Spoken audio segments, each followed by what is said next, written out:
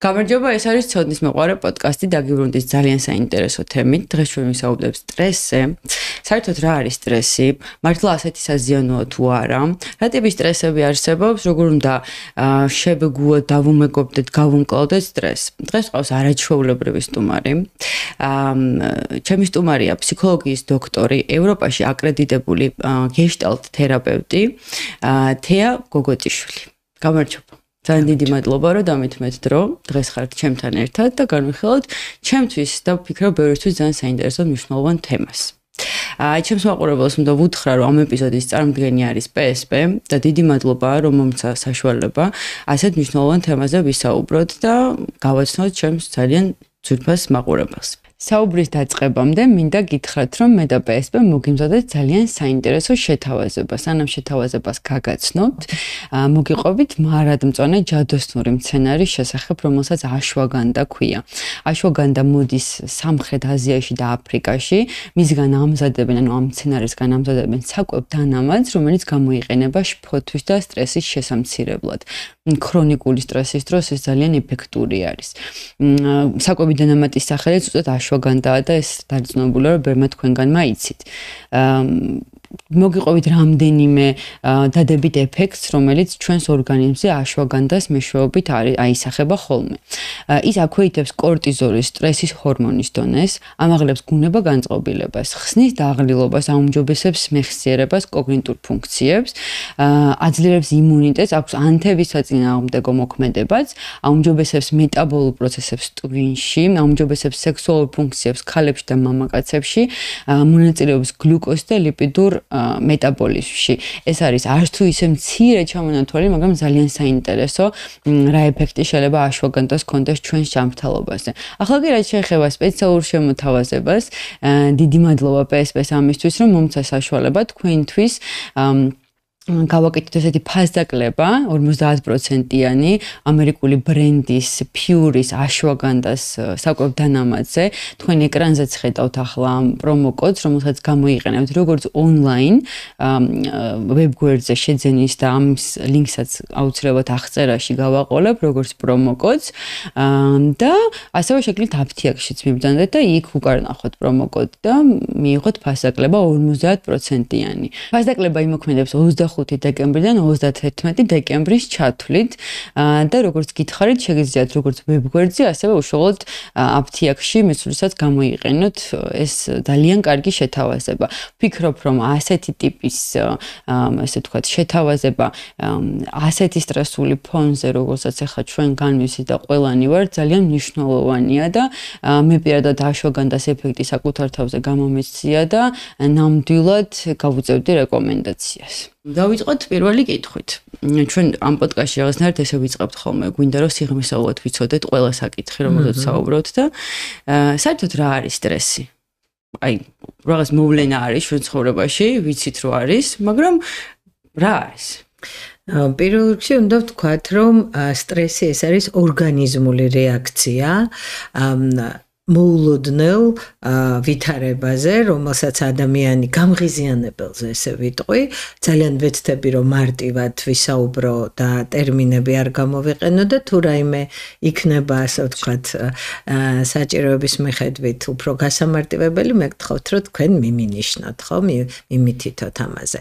ამიტომ ესე იგი ჩვენი ორგანიზმული რეაქცია ეს გამღიზიანებელზე, ჩვენ ასე განვიცდით და საერთოდ ამ ტერმინს დამკვიდრებული ესეთი რეპუტაცია აქვს, რომ ეს არის რაღაცა რყევა, რომელსაც ჩვენ რაღაც სიტუაციებში, რთულ სიტუაციებში გასამკლავებლად სირთულედ რომ განიცდება, ისეთ ვითარებაში ვგრძნობთ და გადის ჩვენი ორგანიზმი აი ამ სტრესთან ადაპტაციის, გამკლავების ან ვერ გამკლავების პროცესს და შესაბამისად ხდება ამ სტრესების დაყოფა. საერთოდ სტრესი არ არის არის თავისთავად მავნე, არამედ პირიქით ადამიანის ცვლილებების, გარკვეული წინსვლის, პროგრესის წინაპირობად მიიჩნევა, ისევე როგორც რო ავიღოთ კრიზისული სიტუაციები ფსიქოლოგიაში, როგორც ზრდისა და ცვლილების, პოზიტიური ცვლილების და განვითარების პოტენციალის, რესურსის მქონედ განიცდება. გააჩნია ადამიანი როგორ უდგება სტრესულ მდგომარეობას. ძალიან საინტერესო კვლევები არსებობს ამერიკულ ისეთ რეპუტაციულ უნივერსიტეტებში ჩატარებული და აღმოჩნდა ასეთი რამ, რომ რა განწყობა აქვს ადამიანს თვითონ მოვლენის მიმართ და ამ შემთხვევაში კონკრეტულად სტრესის მიმართ რა დამოკიდებულება და განწყობაც აქვს. აღმოჩნდა, რომ იმის მიხედვით მოქმედებს მასზე ეს. საერთოდ ახლა ქართულ ფსიქოლოგიურ სკოლაში ძალიან კარგად ცნობილია რა არის განწყობა. რა თქმა უნდა, ბევრად მეტია, ვიდრე ამა თუ იმ არხზე გადართვით საკუთარი განწყობილების მომართვა. ეს არის მთლიან პიროვნული მდგომარეობა, ფსიქოფიზიკური მდგომარეობა, რომელიც წინ უძღვის მოქმედებას აუცილებლად და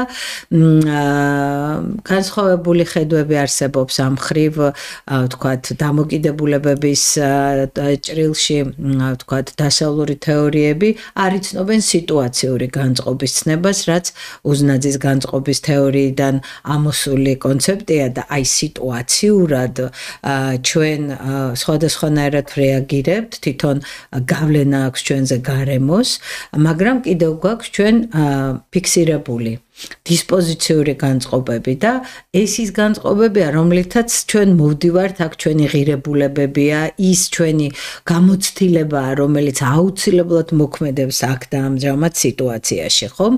და გააჩნია ზოგჯერ ჩვენ მართლა იმ ძველი განწყობით მოქმედებთ, ან შეიძლება სიტუაციურად გვიწევდეს მოქმედება. რატომ მოვახდინე ახლა აი ამ ცნებების და განსხვავებების ძალიან მოკლედ მოტანა, ვინაიდან ესე იგი რა დისპოზიციური განწყობაც გვაქვს სტრესის მიმართ, იმის მიხედვით გვაქვს რეაგირება.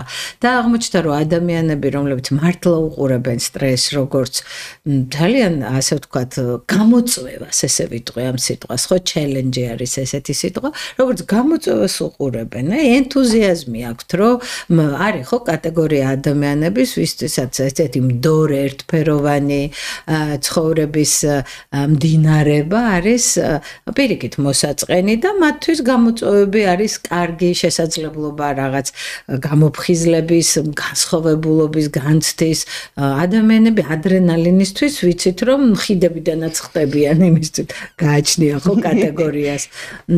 მოკლედ, თუ კი ადამიანი ამ სტრესს, როგორც გამოწვევას, როგორც რაღაც პოტენციალის რესურსის მქონეს ისე უყურებს ცვლილებისთვის და განვითარებისთვის, მათზე ეს სტრესი არ იწვევს მათზე მოქმედებას, არ იწვევს, ეს კვლევებით არის დადასტურებული და აქვე მოვაბამ, რომ აი ესეთი ფრანგული ავტორი არის სელიე, რომელიც ითვლება კლასიკოსად, ვინც სტრესზე წერდა და ჩამოაყალიბა ეს თეორია, რომ თუ დისტრესის ფორმა არ მიეცა მას და დისტრესი არის უკვე გაუმკლავებელი, როცა ვერ დაძლია ადამიანმა და გამოვიდა, რომ ის ასე ვთქვათ, ბჭყალებში ვიტყვი, გაეჭედა მდგომარეობაში, გაფიქსირდა ეს მდგომარეობა. აი ასეთ შემთხვევაში თუ ადამიანი ვერ უმკლავდება გამოწვევას და ქრონიკულად განიცდის ამ გამოწვევის ნეგატიურ ზეგავლენას, მან დაკარგა სრულფასოვანი ფუნქციონირების უნარი, დაკარგა სადღეღამისო ძილღვიძილის, ასე ვთქვათ, სრულფასოვანი რიტმი, გამოვიდა მისი ბიოლოგიური საათი მწყობრიდან და ის ვეღარ ფუნქციონირებს, ვერ მუშაობს, მას მუდმივად უშლის ხელს ის საკითხი, რომელსაც ის ვერ ერევა, ვერ ძლევს.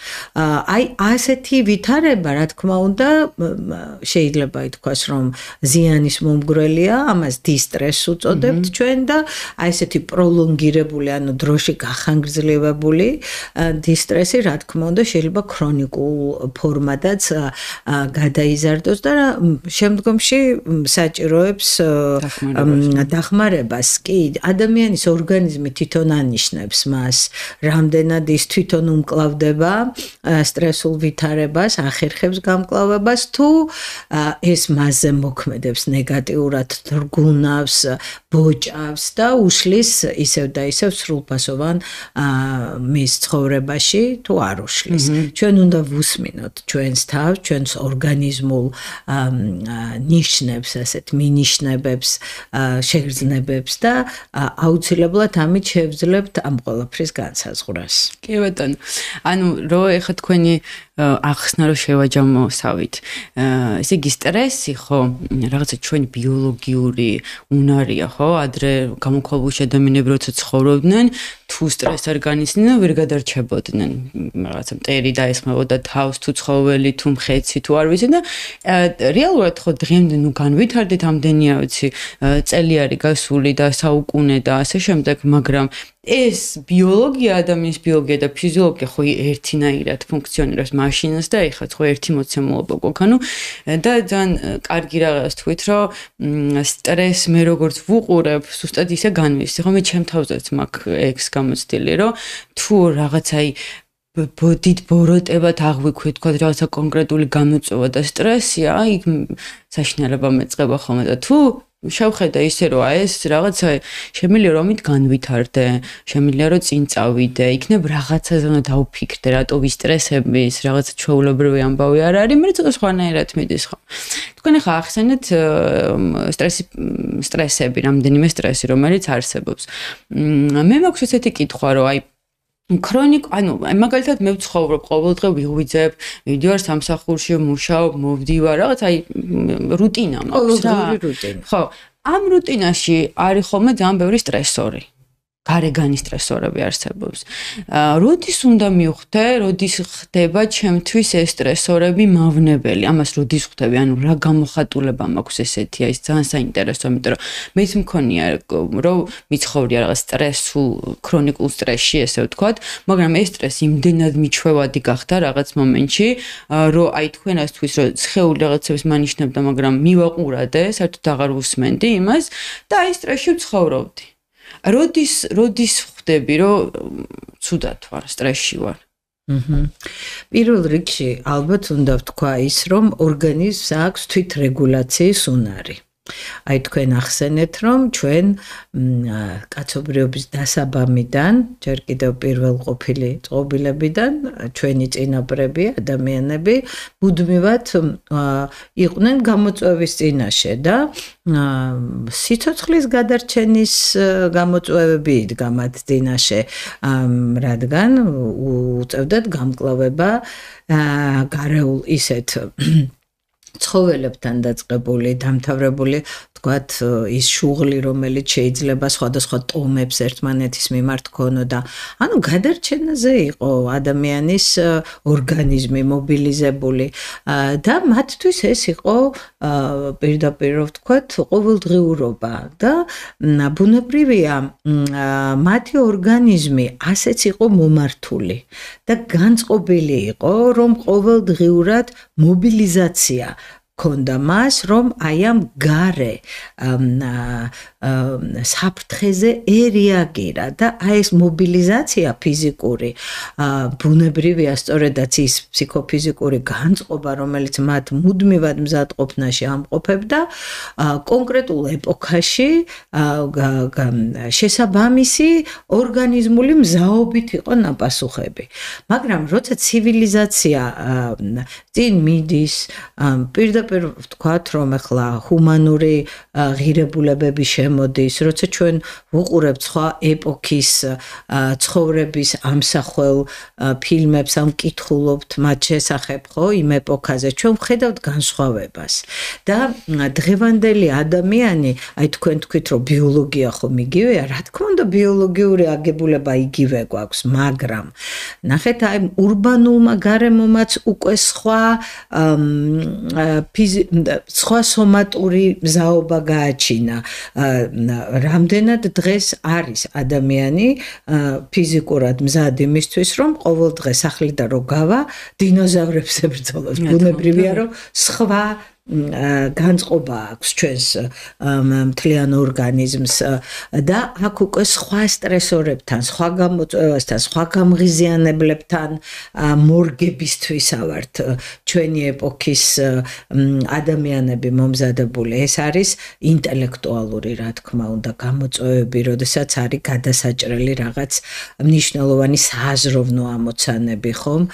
დღევანდელობას აქვს კიდევ ესეთი სტრესორი, რომ გლობალიზაციის ეპოქაში ინფორმაცია მალე ვრცელდება ძალიან და ჩვენ ვხედავთ, რომ არის ქვეყნები, რომლებიც ომში იმყოფებიან და ისინი ნახეთ, აი მუდმივი სტრესის ვითარებაში არიან. აი ჩემი კოლეგა, რომელიც ახლა ჩემთან იმყოფება სტუმრად და საქართველოს ეროვნულ გეშტალტ ინსტიტუტში ატარებს ტრენინგებს, ეს ადამიანი ისრაელის მოქალაქეა და ის როდესაც ჩამოვიდა ჩემთან და დილას მე მას ვკითხე, რომ აი როგორ იყავით, მოვიკითხე, როგორ გეძინათ, აღმოჩნდა, რომ მას ღამე გაეღვიძა დილის 4 საათზე და როდესაც ის გამოფხიზლდა თავის ძილიდან და მიმოიხედა ირგვლივ, თავის თავს უთხრა, ეს მისი გაზიარებული ისტორიაა, რომ ჩემ თავს ვეუბნებოდიო, რომ დამშვიდი დაიძინე, შენ თბილისში ხარ.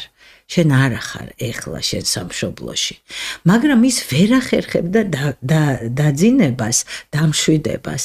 და გახსნა ტელეფონი, ესეც რეფლექსია, ხო? იმიტომ რომ ის ადამიანები სულ სტრესში არიან, უნდა მოვიდეს, ესე იგი, განგაშის სიგნალი. თუ კი ამ დროს თავდასხმა, განგაშის სიგნალი მოდის, მათ სატელეფონო აპლიკაციები აქვთ და განგაშის სიგნალი მოდის და ყველა თავშესაფარში. აუცილებლად მომენტალურად ყველას აქვს უახლოესი თავშესაფარი. და გახსნა აპლიკაცია, წარმოიდგინეთ და ხედავს, რომ ამ დროს ისრაელში განგაშია. მისი შვილები, შვილიშვილები, ეს ადამიანები ეხლა განგაშის რეჟიმში არიან და ისინი მოწოდებულნი არიან, რომ ჩავიდნენ, ესე იგი, თავშესაფარში.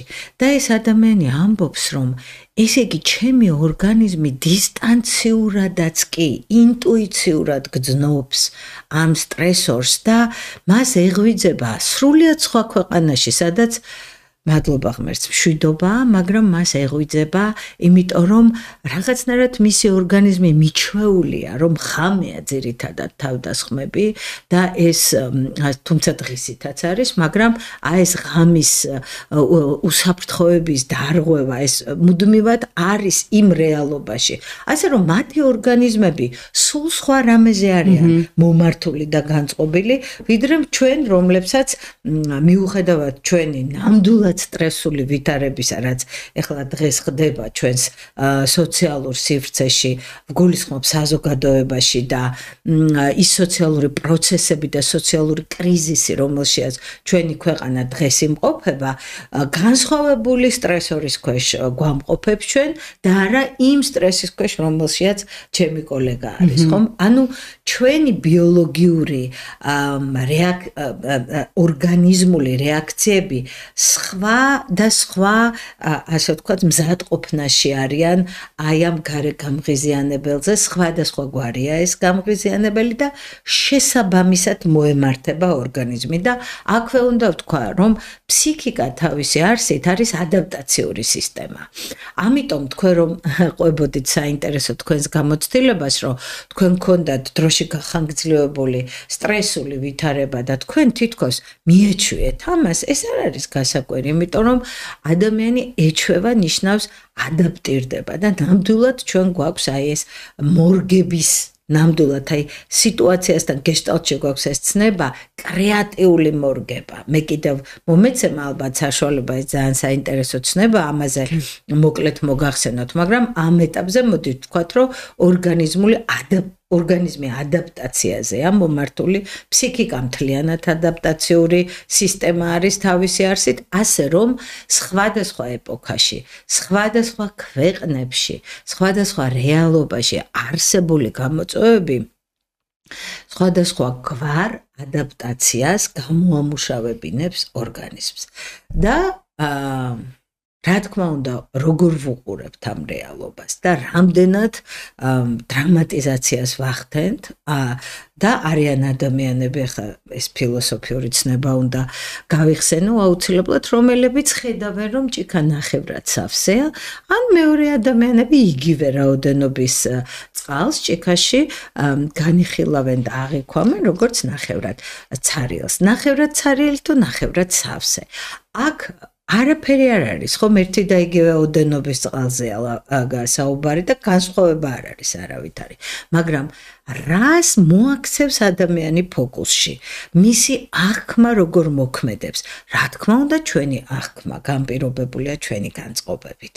და ჩვენი განწყობები ჩვენ სიზმრებს, ნებისმიერ ჩვენს აქტიობას მზადყოფნაში მოაქცევს ჩვენი განწყობა.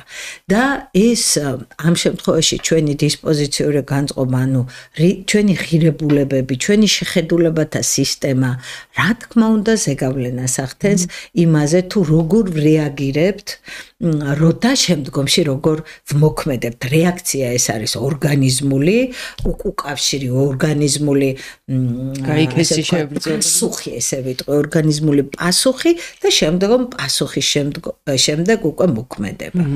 აი ასე შეგვიძლია ამ საკითხზე ორგანიზმულ რეაქციებთან დაკავშირებით ვთქვათ და თუ კი ადამიანი ნამდვილად ცდილობს, ნახეთ, ეს უკვე კიდევ უფრო მასშტაბურ ცნებას გამაჟღერებინებს ახლა მსოფლხედვას, რომ არიან ადამიანები, რომლებიც ცდილობენ ყველა სიტუაციიდან სარგებელი გამოიტანონ, ხო? სარგებელზე ორიენტირებული განწყობა აქვთ და არა უშავს, რომ ახლა სირთულეა, რაღაც აქედანაც შეიძლება სარგებლის ნახვა, იქნება ეს მართლა პიროვნული ზრდა, შინაგანი კიდევ უფრო სულიერი დახვეწა იქნება თუ გაძლიერება და ქართულ გამონათქვამს გავიხსენებ, რაც არ გკლავს რომ გვაძლიერებს. აქაც ღირებულებებზე გავდივართ, არის კი ადამიანისთვის გაძლიერება პიროვნული პრიორიტეტი. იქნებ სხვისთვის კომფორტის ზონაში ყოფნა მეტი პრიორიტეტი. ანუ რა ღირებულებებზე დგას ადამიანი, იმიტომ რომ ჩვენ განგვასხოვებს ჩვენი ღირებულებები, რაც არ უნდა მსგავსი გქონდეს და ეს მსგავსება მნიშვნელოვნად განაპირობებს საერთოს ადამიანებს შორის და დადებითან უარყოფით განწყობებს ერთმანეთის მიმართ, მაგრამ მაინც ჩვენ თითოეული ვართ ერთი და უნიკალური განსხვავების მქონე. ორი ზუსტად ერთნაირი არ არსებობს სამყაროში არაფერი. ამიტომ ეს შეხედულებები, ღირებულებათა სისტემა განგვასხოვებს და ადამიანი ეძებს გარემოში პოზიტივს, ეძებს წვრილმანი მიზეზებით კმაყოფილების განცდას, მადლიერების, ასე ვთქვათ, ფაქტორებს, მიზეზებს დაეძებს, თუ ის უნებლიეთ ხშირად არის სულ ნეგატივის დანახვა აღქმაზე და თვითონაც შეიძლება ვერ ხვდებოდეს, რომ როგორ არის, რომ სულ ცუდია მის გარემოში ყველაფერი და მუდმივად სულ ნეგატიური ხდება. არის ეს არაცნობიერი განწყობა, რომ სულ, ასე ვთქვათ, ფონს და ფიგურას შორის, ფიგურა სულ ნეგატივი ხდება. წყალს სულ აღიქვამს ის როგორც ჭიქას, აღიქვამს როგორც ნახევრად ცარიელს. ეს მნიშვნელოვანი არის, რაც ზეგავლენას ახდენს, რამდენად ჩვენ სტრესებს უმკლავდებით თუ ვერ უმკლავდებით. აქ არის კიდევ ბევრი ნიუანსი, არ ვიცი რამდენად გავეცი პასუხი თქვენს კითხვას და შემდეგ საკითხზე გავამახვილებდი ყურადღებას, რამდენად იღებს ადამიანი საკუთარ თავზე პასუხისმგებლობას, ნიშნავს რამდენად აქვს ეს დისპოზიციური განწყობა, რომ ის რა სირთულეც მოდის და რა გამოწვევაც დგება, არაფერი არ არის შემთხვევითი. ყველაფერს აქვს თავის საზრისი, ხა ცოტა ეგზისტენციალიზმით დავდივარ. ყველაფერს აქვს თავისი საზრისი და მოდი ნუ ავჩქარდები და მივიღებ ამ გამოწვევას ისეთად, როგორიც ის არის და ვიქნები ფხიზელი, ვიქნები დაკვირვებული, რომ რა ხდება. არ ავჩქარდები, არ ვიქნები იმპულსური. დასკვნებში არ კატასტროფიზაციას არ დავიწყებ, იმიტომ რომ არ მინდა რომ ეგრე ასეთი რეაქცია ვიქონიო და ვიქნები უფრო მეტად დამკვირვებელი საკუთარ თავზე, გარედან დამკვირვებელი აქ და ამჟამად სიტუაციაში. ავიღებ ლუფტს, პაუზას, არ ვიქნები ესეთი ექსპანსიური იმ წუთში და იმ მომენტში და ავიღებ ლუფტს, ვიქნები დაკვირვებული და როგორ ვირეაგირო. რა გეზი ავიღო იმისთვის, რომ რაც ჩემზეა დამოკიდებული, ვიმოქმედო აი ამ გამოწვევასთან გასამკლავებლად. პასუხისმგებლობა ვახსენე და ეს პასუხისმგებლობა არის ადამიანის ძალიან მტკიცე რწმენა წარმოდგენა იმის შესახებ, რომ რაც ხდება, მისი პირადი წვლილი დიდია იქ. ჯერ ეს ერთი იმაში რაც ხდება და მეორეც ერთი მე არ ვამბობ რომ მთლიანობაში, იმიტომ რომ ყოველთვის არის შინაგანი და გარე ფაქტორები, კანს შიგა და კანს გარე რეალობა არსებობს და აი კანს შიგა, ანუ შინაგანი ფაქტორი არის კონკრეტული წილი იმ მთლიანობის, ხო? ნაწილია ამ სიტყვაშიც წილი ფუძედებს. რაღაც წილი გვაქვს ყოველთვის და პროცენტურ წილობრივ გადანაწილებაზე ვერ დავიწყებთ საუბარს, როგორც ბიზნესშია, ხო? სააქციო წილები ვის რამდენი აქვს აქციონერებში, მაგრამ აქაც ამ მეტაფორას შეიძლება მივმართოთ და ვთქვათ, რომ ჩემი წილი ყოველთვის არის და ეს არის ჩემი პასუხისმგებლობა გამკლავების მიმართულებით. ანუ რა გესავიღებ, როგორ ვირეაგირებ, რას დასახავ მე, როგორც ჩემ ნაბიჯებს ამ კრიზისიდან თუ სტრესული ვითარებიდან გამოსასვლელად. და აი აწმყო მომავალს უკავშირდება სწორედ ამ ასპექტით, რომ ადამიანი ცდილობს რაც შეიძლება კარგად დაინახოს და იგრძნოს რა არის მისი პირადი გასაკეთებელი აქ, რა არის მასზე დამოკიდებული და დასახოს, იმიტომ რომ შეიძლება ამ წამს არ ხდება ის, რაც მისი სამოქმედოა, არამედ ხვალ, ზეგ, ახლა თავისთავად რაც გარემოდან გამომდინარე შესაძლებელია სამოქმედოდ იქნას აღებული, ასე ვთქვათ, და განხორციელებული და შემდგომ ხვალ, ზეგ და თანმიმდევრულობა. თანმიმდევრულობა, სისტემურობა, რეგულარულობა, რაც ჩვენ გვიჭერს. ჩვენ უფრო მეტად, რასაც მე მგონი შეუიარაღებელია თვალითაც ხედავს თითოეული ჩვენგანი, ჩვენ ვართ იმპულსური. უფრო მეტად იმპულსური რეაქციებისკენ მიდრეკილები და აი გამღიზიანებელზე მყისიერი რეაქცია. ანუ იქ არ არის ლუფტი შუაში, რომ აი მიიღო სტრესი, შეხედო თვალებში, სტრესი რეაქცია. სტრესორი მიიღო გამოწვევა, ჩახედო ამას თვალებში, იყო ამასთან ერთად, საკუთარი შეგრძნებები კარგად აღიქვა და გარედან დააკვირდე. რა არის ის, რაც ყველაზე ოპტიმალურია ამასთან მიმართებით.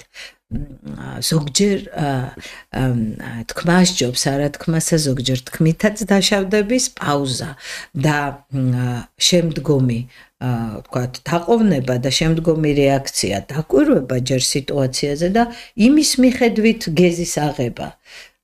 როგორ არ გვახასიათებს ჩვენ ეს ამბავი, რასაც სულ ხედავ და ცოტა ხანი მოვითმინო და ვნახო. აბა ვნახო, იქნებ რა არის? იქნებ რაღაცა სხვა გამოჩნდეს, ვიდრე ახლა ამ მომენტში არ ჩანს. აი ასეთი მიდგომები უფრო მთლიანად, ანუ ჰოლისტურად და გეშტალტურად, იმიტომ რომ სიტყვა გეშტალტი მთლიანობას ნიშნავს, უფრო მთლიანობითაც და სრული სურათის დანახვის შესაძლებლობას გვაძლევს ჩვენ. და თუ კი ეს პიროვნული ესე იგი შემართება არის, რომ ჩემზე რაც არის, მე არ დავიხევ და ჩემსაც გავაკეთებ, მე ავწონი რა არის ჩემთვის, ჩემი მიზნებიდან, ღირებულებებიდან გამომდინარე მიზან შეწონილი. და მე ვარ მზად, ჩემი ენერგია, ჩემი ძალა, ენერგია ეს შინაგანი ძალა არის ადამიანის სასიცოცხლო, ამის ინვესტირება გავაკეთო, ეს ჩავდო იმ ღირებულების, იმ მიზნის მისაღწევად, რომელიც ამ შემთხვევაში ამ სტრესთან გამკლავებას ბისთვის არის საჭირო, ხომ? აი ეს არის ის ძირითადი სქემა, ოღონდ ვიტყოდი მენტალური სქემა, რომელიც მხოლოდ ესე იგი კოგნიტურს არ გულისხმობს ამ შემთხვევაში და როცა მენტალურს ვახსენებ ეს ფსიქიკური სინონიმია, ხო? ამ შემთხვევაში აი მთლიან ორგანიზმს გულისხმობ მე როგორც გეშტალტისტი. აქ აი ამ ენერგიის ცხადგრძნობა და ამ ენერგიის მობილიზაციის განცდა ასევე ძალიან მნიშვნელოვანია. ზოგჯერ ადამიანები რაღაც გეგმებს დააწყობენ მხოლოდ გონებაში და ვერ გრძნობენ ამ შემართებას, რომელიც მოქმედებისთვის მზადყოფნას გულისხმობს, ეს კორტიზოლი, ადრენალინით ამ ენერგიას გვაგრძნობინებს. მღელვარების სახითაც განიცდება ეგ და სულ სხვა რამეა ეს მღელვარება მოქმედებისთვის მზაობა, ვიდრე შფოთვა, რომელიც არის მომავლის რისკებზე ფანტაზირება და აბსოლუტურად ზიანის მომტანი, არაფრის ზიანის გარდა მომტანი მდგომარეობა. ამიტომ აი ეს ენერგიის მობილიზაციის განცდა, რომელიც მოდის სამოქმედო, ასე ვთქვათ, სტრატეგიასთან ერთად, რომ მოქმედება განხორციელდეს, ეს როგორც წესი არის სტრესებთან გამკლავების უმეტესწილად წინაპირობა, თუმცა ჩვენ გარეთ და შინაგან სტრესორებზე ალბათ უნდა ვილაპარაკოთ. აუცილებლად. და არის სტრესორები, რომელიც აქ და ამ მომენტში ვერ ნეიტრალიზდება.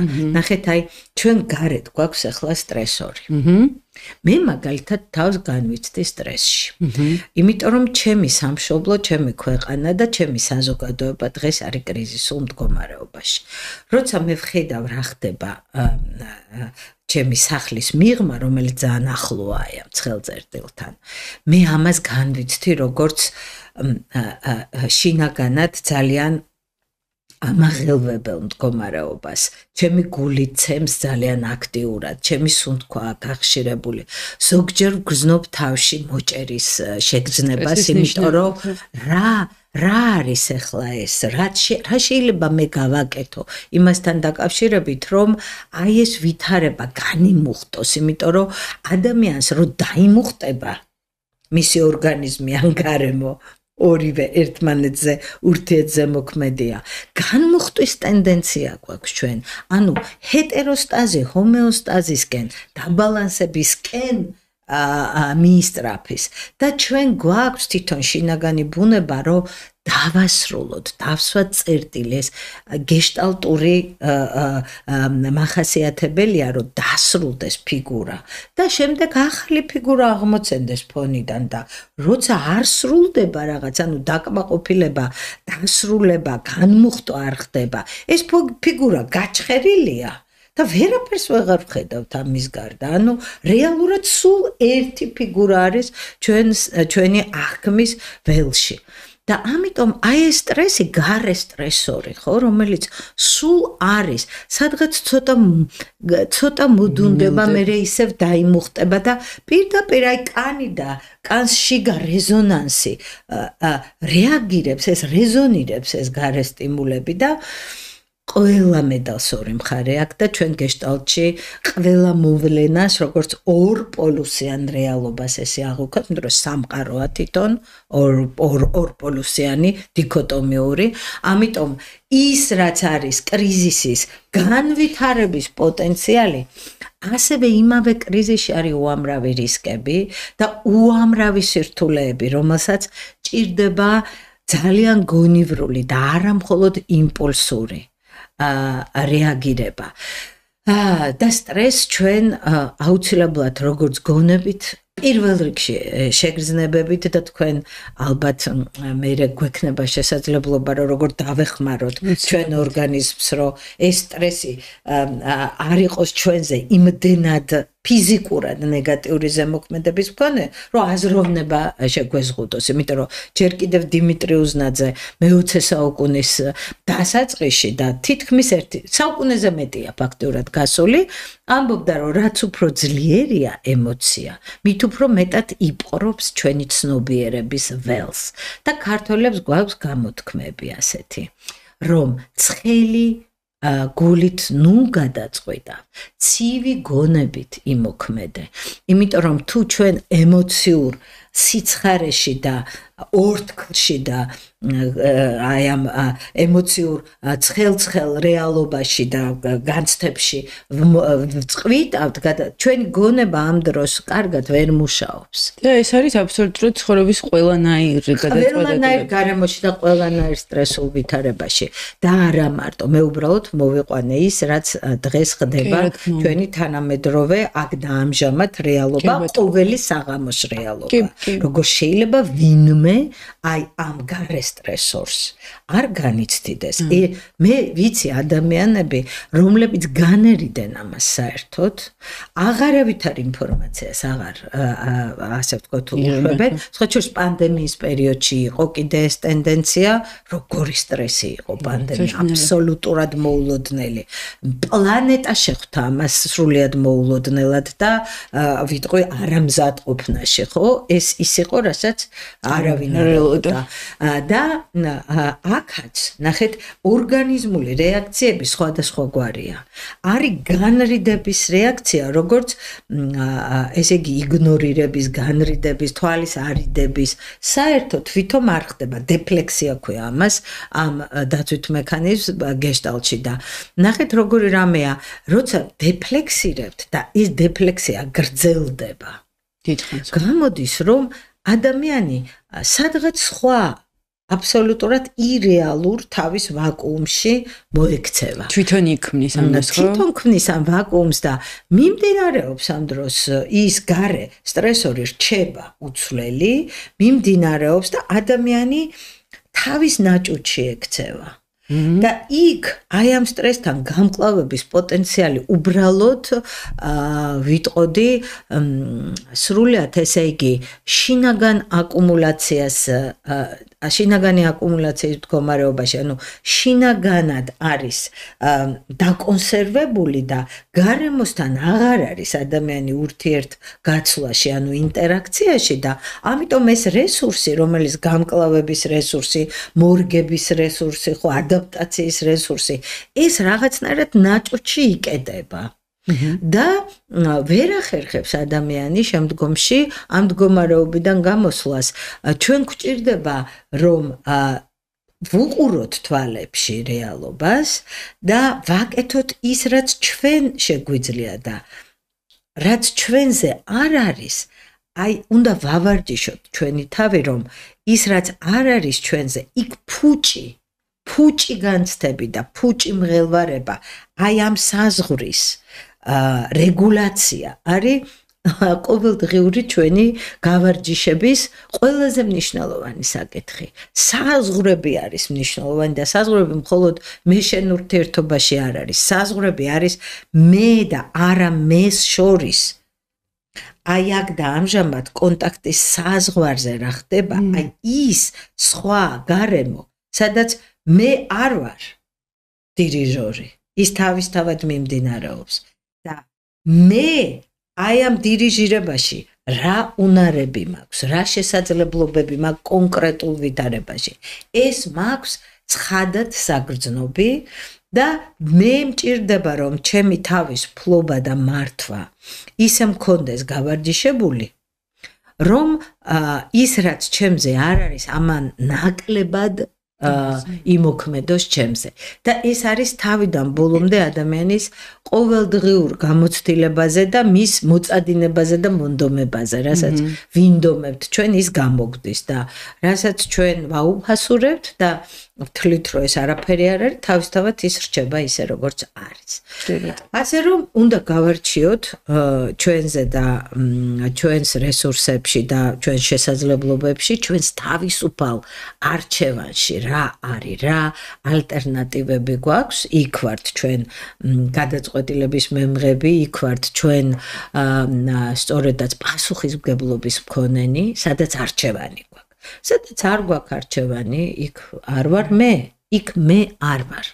და ნახეთ, სადაც არჩევანი მაქვს, მე უნდა დავწონო რა მიღირს და რა არა, იმიტომ რომ არჩევანი ალბათ ისიც გვაქვს თითოეულ ჩვენგანს, რომ რა ვიცი, შეიძლება საერთოდ თვითდაზიანებამდეც კი მივიდეს ადამიანი, იმიტომ რომ მისი არჩევანია დაიზიანოს თავისთავად თუ არა. ანუ ადამიანი თავის ღირებულებებიდან გამომდინარე მოქმედებს ნებისმიერ ვითარებაში და ზოგჯერ ეს ღირებულებები არც კი აქაც ცნობიერებული. ჯერ ფროიდი ამბობდა, რომ ჩვენი სუპერეგოს დიდი ნაწილი არაცნობიერშია. გეშტალტში ჩვენ ინტროექტებს უწოდებთ, ანუ დაუღეჭავად გადაყლაპული ისინი შეხედულებათა სისტემა. როცა მე არ მაქვს კარგად გააზრებული, რა რისთვის, რის გამო, ხო? რო კითხავ ადამიანს, რომ აი მესმის, მაგრამ აი რა არის, რა გამოძრავებს, ან რის გამო და პასუხი არ აქვს შეიძლება აქა და ეს კარგი ნიშანია სხვათა შორის, იმისი რომ უნდა დაფიქრდე და გაარკვიო საკუთარ თავთან ეს რა არის, იმიტომ რომ თავისუფალი არჩევანი გააკეთო შეგიძლია სინათლეში, სიბნელეში ვერაფერს ვერ აირჩევ, იმიტომ რომ ვერ ხედავ. დაანახვა გჭირდება იმისთვის, რომ არჩევანის თავისუფლება მოგვენიჭოს, პრიორიტეტები ავირჩიოთ რა ერთსა და მეორე ალტერნატივას შორის. თქვენ ახსენეთ ხა ესეთი რაღაც, რომ სადაც არჩევანი არ გაქვს, იქ შენ არ ხარ. დიახ. რას გულისხმობთ? და რომ მაგალითის აბსოლუტურად შეგვიძლია რომ განვიხილოთ ეგ. მაგალითად, მე არ ამირჩევია პანდემიის, ასე ვთქვათ, გავრცელება ამ სამყაროში. მე არ ამირჩევია, მე არ ვარ იქ, სადაც ეს მოხდა.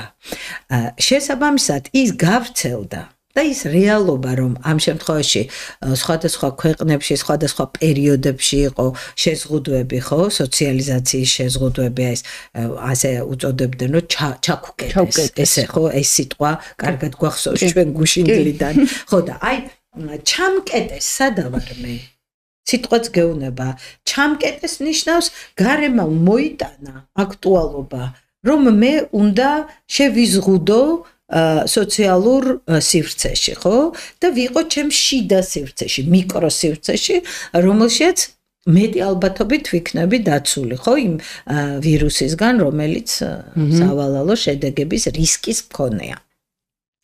ამიტომ მე არ ვირჩევ იმას, ესე იგი, ჩავიკეტო თუ არა. ეს მოცემულობა არის ასეთი. ეხლა ნახეთ, ეს მოცემულობა უნდა მივიღო და იმ მოცემულობაში ვარ, რაც მეძლევა არჩევანის თავისუფლება, იქ ვარ მე.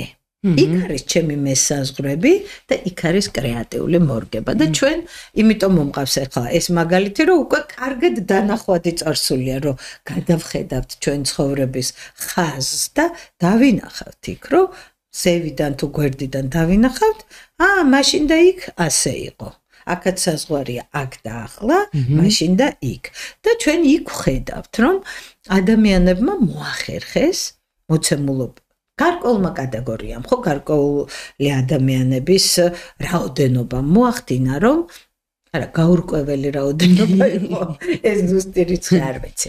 მაგრამ, იყვნენ ადამიანები, ვინც მოახერხეს, რომ მიიღოთ ეს რეალობა ასეთად და კრეატიულად მიდგომოდნენ ამ საკითხს. მაგალითად, თავიანთ ოჯახებში დაიწყეს ისეთი თავის ოჯახის წევრებთან ერთად ისეთი ურთიერთობების თუ აქტივობების განხორციელება, რომლის დრო მათ არ ჰქონდათ, მაშინ როცა დაკავებულები იყვნენ და რაღაცა მე ბევრჯერ მოვისმინე, რომ ეს ურთიერთობები აი ამ კრიზისში იმდენად განვითარდა და დაახლოვდნენ ერთმანეთთან ეს ოჯახის წევრები, რომლებსაც ხშირ შემთხვევაში არც ჰქონდათ ის საშუალება უდროობისა და დაკავებულობის გამო, ხო?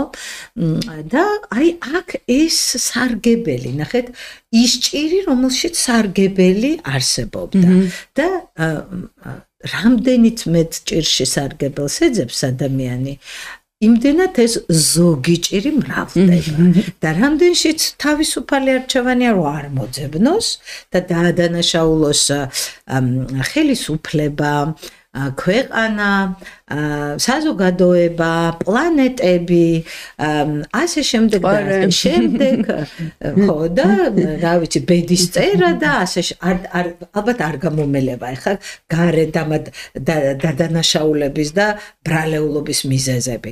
რამდენად სხვას დაადანაშაულებს, იმდენად იქ ვერ იპოვის ვერანაირ სარგებელს, მაგრამ თუ კი მიიღებს რეალობას თითოეული ჩვენგანი და აი იქ ამ რეალობის მიღებასთან ერთად მოძებნის რომ რა შეიძლება ახლა გავაკეთო, კარგი ჩამკეტეს. რა ვქნა ახლა, აი რა, კარგი რა გავაკეთო ამ დროს. გასაგები.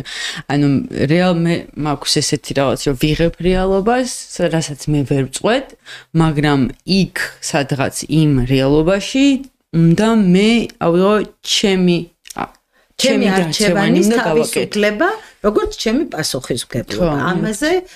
ამაზე უნდა ვიყოთ, სიტყვა უნდა იმდენად რაღაც ყურს მჭრით. კარგია რომ ამაზე ვიყოთ ორიენტირებული. კი, მე მოყვები ჩემ მაგალითად.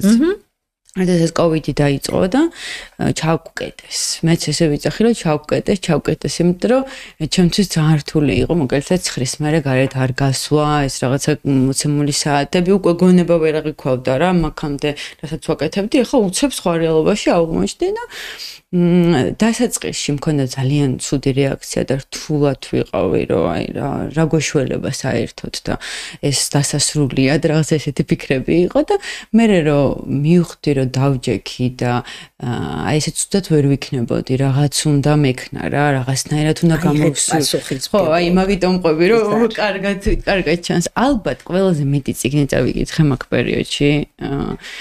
რაღაცა ისეთი უნარები შევიძინე, რომელთვისაც აი ზუსტად დრო არ მქონდა მაგამდე და ფიზიკურად ვერ შევძლებდი რომ გამეკეთებინა და აი რაღაცნაირად ვისწავლე კიდევ დროის გამოყენება თითქოს აი ხო ვიცოდი რომ 9 საათის მერე გარეთ ვერ გავიდოდი და აი ეს მოცემული დრო რაც ქონდა გეგმავდი რომ ეხლა ამ დროს გავალ გარეთ, ეხლა ამ დროს იმასმის. ამას ვიმეცადინებ, ვიმუშავებ და ეს მქონდა სია ჩამოჭერილი, რომელიც თვისებას დღემდე მომყვება. აი მაშინ 20-ში რომ დაიწყო, დღესაც რომ ვიძინებ, წინა დღით წერო აი ეს დროის მენეჯმენტში გავარჯიშე. ხო, ანუ ეს და კიდე ეხლა იყო ეს ამბები რაც დაიწყო ჩვენს ქვეყანაში. სერიოზული ეს მქონდა საკუთარ თავთან თქვენ როგორც აღწერეთ, მე ასე ვერ განვიცდი გულისხმობ იმას რომ ის ყველაფერში არ მიცხოვრე, რაც თქვენ მოყევით. თუმცა აი როგორც თქვენ თქვით რომ განისტით ამ ყველაფერს, ზუსტად ისე განვიცდი მეც ამ ყველაფერს და მქონდა მომენტი რომ იქნებ გავაჩერო პოდკასტის ჩაწერა, იმიტომ რომ აი რაღაც ვისაინტერესებს ახლა ეს ყველაფერი და სულ სხვა ამოცანის წინაშე ვდგავართ. ხო და მე უცებ იმ წამს მოვიდა აზრი, რომელიც მოდი ისეთ თემებზე ჩაწერე გვანცა. რომელთაც დაეხმარები, იმიტომ რომ ამ ხალხს ხო ისედაც ვინც მისმე ჩემი მაყურებელი პირიქით რაღაცაში ეხმარები და ეხლა არ ჯობია რთულ მომენტში ისეთ თემებზე ჩაწერე, რომელიც უფრო მეტად დაეხმარებათ და აი ეგრევე შემოდრიალ და ჩემი ხედვა, რაც თქვენ თავშივე ახსენეთ, სტრესულ მომენტთან დაკავშირებით და ესეთი ძალიან ბევრია. უბრალოდ აი თქვენ რო საუბრობდით, იცით რა, მეც აი ამ ყველაფერამდე სანამ მივედი ძალიან ბევრი გაკვეთილი გავიარე საკუთარ თავზე. მე ვიყავ ის ადამიანი, რომელიც იყო აი საოცრად იმპულსური. საოცრად იმპულსური, ვერ აგიხსენებთ ისეთი იმპულსური ვიყო. მაგრამ რაღაც მომენტში რომ მივხვდი რომ მაზიანებდა იმპულსურობა, შევცვალე ჩემი ხედვები, აი ვიმეცადინე, რასაც ქვია როგორც პატარა ბავშვს სკოლაში მეცადებს, ისე ვიმეცადინე, რომ ეს ჩემი იმპულსური ქცევები გადამეყვანა დაფიქრებაში, გაჩერებაში, ბევრჯერ გვისაუბრია ჩვენ სხვადასხვა ეპიზოდში დამკვირვებელში რო გადავსულიყავი, ამაზე მართლა ვიმეცადინე. და ასე ხო ბევრი არ იქცევა. ძალიან ცოტა ნაწილი არის ჩვენი მოსახლეობის, რომ სოფლიო მოსახლეობისაც არ ვიცი, მაგრამ ჩვენი მოსახლეობის, რომელიც ამ პერსპექტივიდან უყურებს რეალობებს. და სწორედ ნებისმიერი გადადგმული, აი ჩვენ რო ვამბობთ, რომ სტრესს ესე გავუმკლავდეთ მაგალითად, მოსახლეობის უმრავლესობისთვის ეს შეიძლება გაუგებარი იყოს, ხო? და ამ შემთხვევაში აი რა შვებით, მაგიტომ მივდივართ აი ამ დაძაბულობებამდე, ოღონდ აი არ გულისხმობ მარტო აქციების მას. აი მაგალითად ქუჩაშიც, ხო, ყველა დაძაბული, ყველა მოჭიმული არის, რომ თითქოს აი რაღაცა შეიძლება ვიღაცას გაედო, მოგიხდეს ხელი სიტყვაზე ვიძახი, ან თუნდაც ავტომობილის მართვის დროს საერთოდ რა ხდება, ხო? მაგიდან გამომდინარე გვაქვს შედეგები, იმიტომ რომ ეს რომ ყველა დასტრესილია საერთოდ ახლა კი არა, ზოგადად ეს ფონი გვაქვს ხოლმე ძირითადად. ნახეთ, სამყაროშიც ეგ არის, აი გეშტალტში არის ველი. ველის თეორიაზე, კურტ ლევინის თეორიაზე დგას გეშტალტიც, განწყობის თეორიაც და ველი ძალიან მნიშვნელოვანია და ველის მუხტი. ჩვენ გვინდა თუ არ გვინდა ეს ველი ჩვენ მართლა გვეხება და რეზონირებს ჩვენში. და ძალიან მნიშვნელოვანია, რომ აი ჩვენ მართლა ვხედავდეთ ამ ველს უფრო მასშტაბურად. იმიტომ რომ საქართველოს ველი ხომ არის მთელი დღევანდელი სამყაროს ველის ნაწილია და სამყაროში მიდის ძალიან ისეთი პროცესები, კარგია რომ ინფორმაცია არ არის ახლა ვთქვათ იზოლაციური და რაღაც დაფარული, არამედ პირიქით ჩვენ ვხედავთ და აი ამიტომ მთლიანად არის, ახლა არ დავიწყებ მე ნამდვილად ამ პოლიტიკურ ანალიზს, მაგრამ ძალიან დაძაბული ველია სამყაროში. სხვადასხვა ქვეყნებში ესეა, ადამიანები ომებია, მიმდინარე კრიზისებია და მიდის ნებათა ღელვა სერიოზული. ყველა ეპოქას აქვს თავისი სირთულეები და აი ჩვენ ეპოქას ეს აქვს, რომ აი რაღაც მესამე მსოფლიო ომის რაღაცა იმაზე გავდივართ თითქოს ბეწვის ხიდზე და გრძნობენ ადამიანები ამ რისკებს და ჩვენ ქვეყანაშიც ესეთი ვითარებაა და ის მოქმედებს თითოეულ ჩვენგანზე, რა თქმა უნდა, ამ ყველაფერს ემატება კიდევ უკმაყოფილების საკითხი. უკმაყოფილება როგორც საკუთარი სურვილების და მოთხოვნილებების ვერ დაკმაყოფილება, რასაც ფრუსტრაციას უწოდებთ, მე სპეციალურად ახლა მაგის ყოფით ეკვივალენტებს ხმარობ სიტყვებს, ეს უკმაყოფილების მდგომარეობა, ანუ დაუკმაყოფილებლობის, ფრუსტრაციის მდგომარეობა, რომელიც შობს უკვე ბრას და აგრესიას. და განუზომელია ბრაზი ჩვენ რეალობაში, იმიტომ რომ აი ეს მოთხოვნილებები გლობალურად ფრუსტრირებულია და ადამიანები განიცდიან ამ ბრაზს და ბრაზი როგორც სხვა ემოცია, რა ვიცი, რაც უფრო ძლიერია ემოცია, მით უფრო ძლიერია შინაგანი მუხტი. მართლა ფიზიკის კანონებზე გავდივართ, ემოცია ფიზიკური კატეგორიაა და მუხტი აქ აი ვალენტობა ახასიათებს, პლუს მინუსი, ინტენსივობა ახასიათებს. სიხშირით იზომება. ვზომავთ, პირდაპირ შკალები გვაქვს, ხო? ამის გასაზომი და რაც უფრო ძლიერია, პირდაპირ აფექტიც გვაქვს, ხო, ცნება, რაც კიდე უფრო ძლიერი ემოცია, კიდე არის პათოლოგიური აფექტი, სადაც უკვე საერთოდ ადამიანს არ მოეწევა ასე ვთქვათ პასუხი, ეს პათოლოგიური აფექტი, სპეციფიური მდგომარეობა, მაგრამ აი აფექტაციის მდგომარეობა, ეგ არის, როცა ადამიანი შეპყრობილია რაღაცა ემოციით და უკვე ვეღარ ფიქრობს და ვეღარ აზროვნებს რა ხდება. და ეს ბრაზი ერთ-ერთი ძალიან მძიმე და ძლიერი აფექტია. და ეს რასაც ჩვენ ახლა ვხედავთ ჩვენ რეალობაში, რომ აი ძალიან არის ეს მომძლავრებული ეს ბრაზი ადამიანებში. მე აგრესიას სიტყვას არ ხმარობ თუ შეამჩნიათ, იმიტომ რომ აგრესია შეიძლება იყოს კონსტრუქციულიც და დესტრუქციულით და აი ეს ბრაზი, რომელიც არის აი რაღაცნაირად სხვის მიმართ სხვა ადამიანის არ ვიცი, შეება ფიზიკურად არა, მაგრამ პიროვნულად დაზიანების მოთხოვნილებას აჩენს, ინტენციას, მისწრაფებას აჩენს. ეს უკვე დესტრუქციულია თავისი არსით, იმიტომ რომ იმდენად ძლიერია, რომ ადამიანები განტევების ვაცებს ეძებენ. აგრესია არის პირდაპირ ვთქვათ, პირდაპირი, ირიბი და აუტო. ესე იგი იმდენად ძლიერი აფექტია, ემოციაა ძლიერი, რომ ან უშუალოდ გამღიზიანებელზე უნდა განიმუხტოს, ან ირიბად განტევების ვაციც ეგ არის, ხო? ან თუ ვერც ერთზე, ან სხვა შემთხვევებში ადამიანები მიჩვეულები არიან, რომ თავის თავზე მიმართონ ეს ბრაზი. ხო, და აი აქ უკვე ეს კიდევ ძიმე ორგანიზმულ პრობლემებს ქმნის, საერთოდ დაავადებებს იწვევს, სომატიზაციას იწვევს, ხო? აი ეს სტრესები, სტრესული მდგომარეობები, ხო, რომელშიც იმყოფებიან ადამიანები და ვერ უმკლავდებიან სხვადასხვა მიზეზების გამო და აი ეს სტრესი, როგორც ფრუსტრაციაზე რეაქცია, უკვე როგორც ბრაზი, დესტრუქციულია ეს ენერგია და მიდის, რაც მიდის, მერე სერიოზული პრობლემები იჩენს ხოლმე თავს. ძალიან საინტერესო რაღაც ახსენეთ, ზეგან დაუკმაყოფილებლობა, რომ მეც მაგის შეგრძნება მაქვს, რომ მასიურად ადამიანები არიან დაუკმაყოფილებლები ჩვენს ქვეყანაში. სხვა პირველ რიგში მე ვფიქრობ, რომ მატერიალური დაუკმაყოფილებლობა არის, რაც იწვევს მერე უკვე სხვადასხვა რაღაცა მოვლენებს. კიდევ ვიცით რა მინდა რომ მეკითხა, აი ნახეთ, მე გარეგანი სტრესორი მოვიდა. მე შიგნით ვარ დალაგებული, ესე ვთქვათ რა, რაღაცა ჩემი ფსიქიკა არის წყობში, ყველაფერი კარგად მუშაობს, მაგრამ ეს გარეგანი სტრესორი ძალიან დიდია. ამ შემთხვევაში მე რას ვშვები, ანუ ჩემში რო შემოვა ეს სტრესორი, მრევს ისე რომ თუნდაც ესეთი ემოციები მაქვს, ბრაზი მაქვს, მინდა რომ რაღაც გავაფუჭო, ვიღაცას რაღაცა ვუთხრა, თუ ჩემი დამშვიდებული ფსიქიკა მაძლევს იმის საშუალებას, რომ დავრჩე მე ამ ჩემს სიმშვიდეში და იქიდან ვუპასუხო ამ სტრესორს.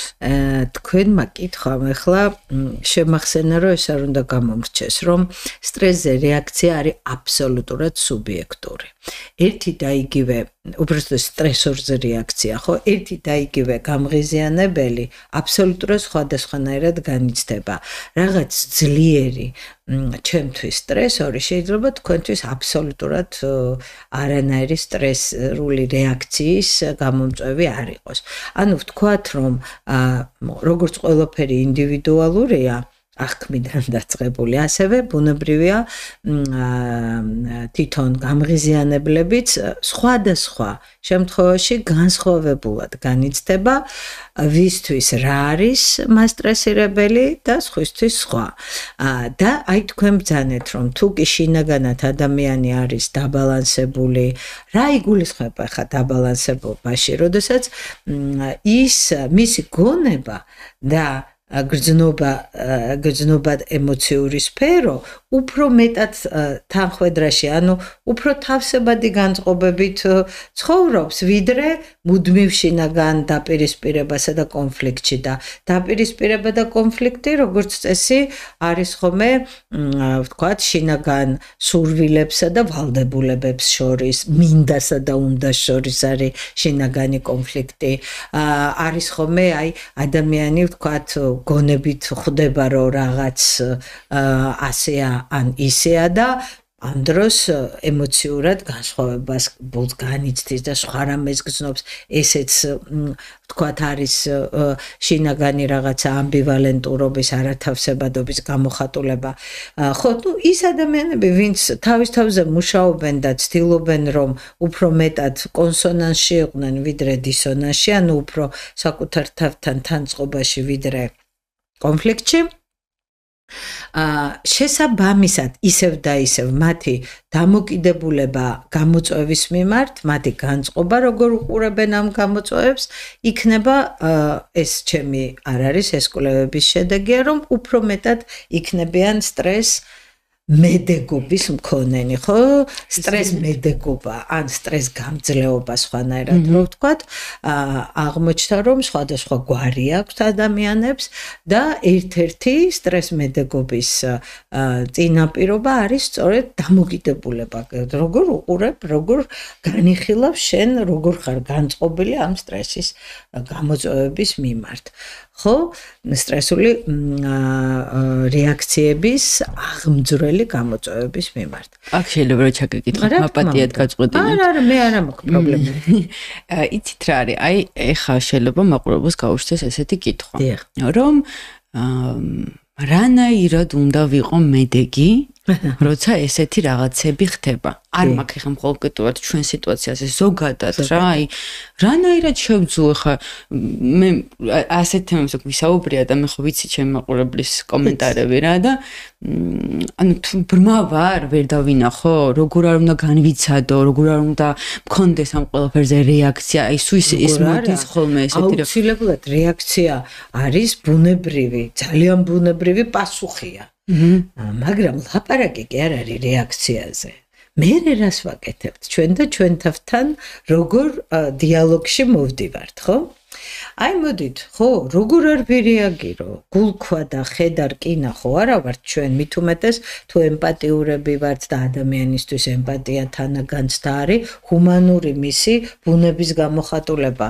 თავისთავად, რა თქმა უნდა, რეაგირებთ და ძალიანაც რეაგირებთ ემოციურად. მაგრამ ლაპარაკი არის სწორედ აი ამ შინაგანი რეზონანსის მერე რას ვაკეთებთ. როგორ ვცდილობთ დავარეგულიროთ ეს, თუ თვით დინებაზე არის დაყენებული ეს საქმე და დინებაზე და მექანიკურ პროცესებზე და იმპულსებზე მიყოლა ჩვეულებრივი ამბავია.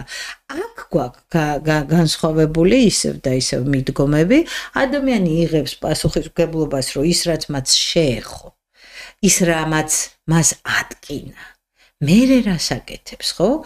და აქ ეს სტოიციზმი ძალიან საინტერესო მიმდინარეობა, რომელიც ძალიან გეშტალტურია თავისი ამ პრინციპით, რომ რაც ჩემზეა ვიღებ პასუხისმგებლობას და რაც ჩემზე არ არის. ბროდ იმის მიმართ ვცდილობ იმასთან ვცდილობ დისტანცირებას და იმის მიმართ ვცდილობ დავიმშვიდო თავი, იმიტომ რომ მაინც აზრი არ აქვს, ხო? და აი რამდენად საკუთარ თავს ვფლობ, აი ჩემი თავის უფალი, ანუ ჩემი თავის მფლობელი რამდენად ვარ, რომ შემიძლია რომ ჩემ თავთან დიალოგში ვიყო და ავუხსნა ჩემ თავს. ქართულში გვაქვს ესეთი გამონათქვამი, შენ თავს შეუძახე. ხო? ეს არის გარკვეულწილად სწორედ ეს საკუთარ თავთან მიმდინარე დიალოგის პროცესი, როგორც მეორე ადამიანთან, რომ ავუხსნათ საკუთარ თავს, რომ აი გასაგებია ეს ძალიან მტკივნეულია ან ძალიან გულსატკენია, ნუ იგივე აქაც ტკივილია, საღელვებელიც არის მესმის, მაგრამ მოდი გავერკვეთ ახლა. შენ რა შეგიძლია ამასთან დაკავშირებით გააკეთო, აიღე შენ თავზე ეს წილი პასუხის. ეს წილი აიღე, დასახე შენი სამოქმედო ნაბიჯები, რა გიღირს რო გააკეთო აქა და აი ეს ენერგია თუნდაც ტკივილის, თუნდაც განცდის, აი ნებისმიერი ტკივილი ფიზიკური არ მაქვს მხედველობაში, ხო, უფრო მეტად ემოციურ განცდებზე ვსაუბრობ ახლა, ხო? აი ეს სამოქმედო ენერგიის მობილიზაცია არის წამალი, რომ რაც ჩემზეა დავსახო და ვიმოქმედო და თან ვუყურო, რომ ეხლა ესეც არ იყოს, რომ გვირაბული ხედვა ქვია მაგას, რომ გვერდზე აღარ ვიყურები და ცხენებს უკეთებენ, ხო? ამას რომ აღარ გავიხედო რა ხდება. ვიმოქმედო და თან ყურადღებით ვიყო. აბა რა ხდება აქ და ამ მომენტში და ყოველი მომენტი ახალი რეალობაა. შეიძლება ძალიან გავს ერთმანეთს ეს მომენტები, მაგრამ მაინც ახალია და უნდა ვიყოთ მოცემულ მომენტში. იმიტომ რომ ერთადერთი რეალობა მოცემული მომენტია. წინადადება, რომელიც დავიწყეთ, სანამ დავასრულეთ, უკვე წარსულია. ერთ დინებაში ვერ შევდივართ ორჯერ. ეს ჰერაკლიტეს ცნობილი გამონათქვამი, რომელიც გეშტალტის ფუძე ფუძეა, რომ აქ და ამჟამად ყოფნაში ვარჯიშობთ ჩვენ და ის ადამიანები, ვისთანაც შეხებაში მოვდივართ, რა თქმა უნდა, ყველა თავისას ირჩევს, მაგრამ ეს შეთავაზება, რომ ადამიანმა შემოიტანოს თავის ყოველდღიურ ყოფაში, აი თქვენ ბრძანეთ ძალიან კარგად, რომ ვიმეცადინეო. მეცადინეობის გარშე რამე საერთოდ ხდება? მხოლოდ გაკვეთილების მომზადებას რო არ გულისხმობ, იმედია ჩვენი მსმენელი და მაყურებელი ამაში დაგვეთანხმება. ყველაფერი მეცადინეობით მოდის. გეთანხმებით აბსოლუტურად. ევროპელები მეცადინეობენ, იცით? და თუ ევროპაში გვინდა, უნდა ვიმეცადინოთ. და სხვანაირად იქ ვერ ვიქნებით, მარტო გულმხურვალე სურვილები არ არის აქ საკმარისი. გეთანხმებით, მეც ვადასტურებ ყველაფერზე. კიდევ მინდა ესეთი საკითხი განვიხილოთ. სტრესს როგორც მივხვდი და ვიცი, აქვს მახსოვრობა, ხო? და ეს რაღაცნაირად ჩვენ ტვინის როს ნაწილში იწერება პირდაპირ, როცა სტრესი განვიცადა, თუნდაც ბავშვობაში. მე ეს დასრულობაში აბსოლუტურად სხვა სიტუაციაში, სხვა გამღიზიანებლით რომც იყოს, მაგრამ აი პატარა დეტალი იყოს იმ ძველი სტრესიდან გამომდინარე. ჩვენს ქცევას აქ და ახლა ის ძველი სტრესი განაგებს? აქ ძალიან მარტივად მინდა შემოვიტანო განწყობის ფიქსაციის ცნება, ან ფიქსირებული გეშტალტის ცნება, რომელიც ზუსტად იმას გულისხმობს, რასაც თქვენ ბრძანებთ. ესე იგი, ჩვენ ძლიერი ემოციური რეაქციები გვამახსოვრებინებს იმ სიტუაციებს და ჩვენი ორგანიზმი იმახსოვრებს ამ ყველაფერს და მსგავს სიტუაციაში აბსოლუტურად სპონტანურად იგივე რეაქცია. როცა მე ვთქვი, რომ მე დეჟავიუ მაქვს მეთქი ამ სიტუაციაში, ჩემ ორგანიზმს დამახსოვრებული აქვს ის. და მე მინდა თუ არა ის სიტუაციები მახსენდება, რომელიც გაგიზიარეთ. ხო, სხვადასხვა ეტაპები ჩვენი ქვეყნის განვითარების, იმიტომ რომ ჩვენ მაინც ვითარდებით და თან მაგრად ვითარდებით და ქართველებს ეგ მადლობა ღმერთს ნიჭიერება და განვითარების უნარი მაგარი გვაქვს, ხო? აი ამ კრიზისებში ვითარდებით ჩვენ. ხო, მაგრამ მე როცა ის განცდილი მაქვს, აუცილებლად მსგავსი პირდაპირ მაგონებს ამას და პირდაპირ იგივე რეაქციას იწვევს ჩემში.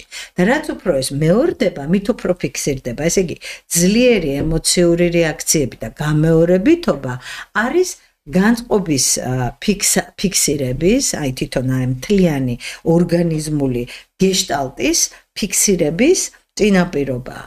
და ნამდვილად მსგავსება, ასოციაციურობა, ანუ კავშირი მაშინ და იმ დროინდელთან, რომელიც შეიძლება ვერც გაცნობიერდეს, უბრალოდ შეიძლება რაღაც მუსიკის სანგი მოვიდეს და იგივე რეაქცია იყოს ორგანიზმული, მარტო ემოციური არა. ის ემოცია მდგენელია მთლიან პიროვნული კონდიციის, მდგომარეობის. ეხლა ნახეთ, აქ მნიშვნელოვანია, რომ მე ვიცნო ეს. რომ იმისგან არის გამოწვეული? მე ვიცნო, რომ პირველ რიგში ვიცნო, შეიძლება ვერ დავაკავშირო, იმიტომ რომ ძალიან ძველი იყოს და შეიძლება ისეთი ბავშვობის გამოცდილება, რომელიც ცნობიერად არც არის შენახული.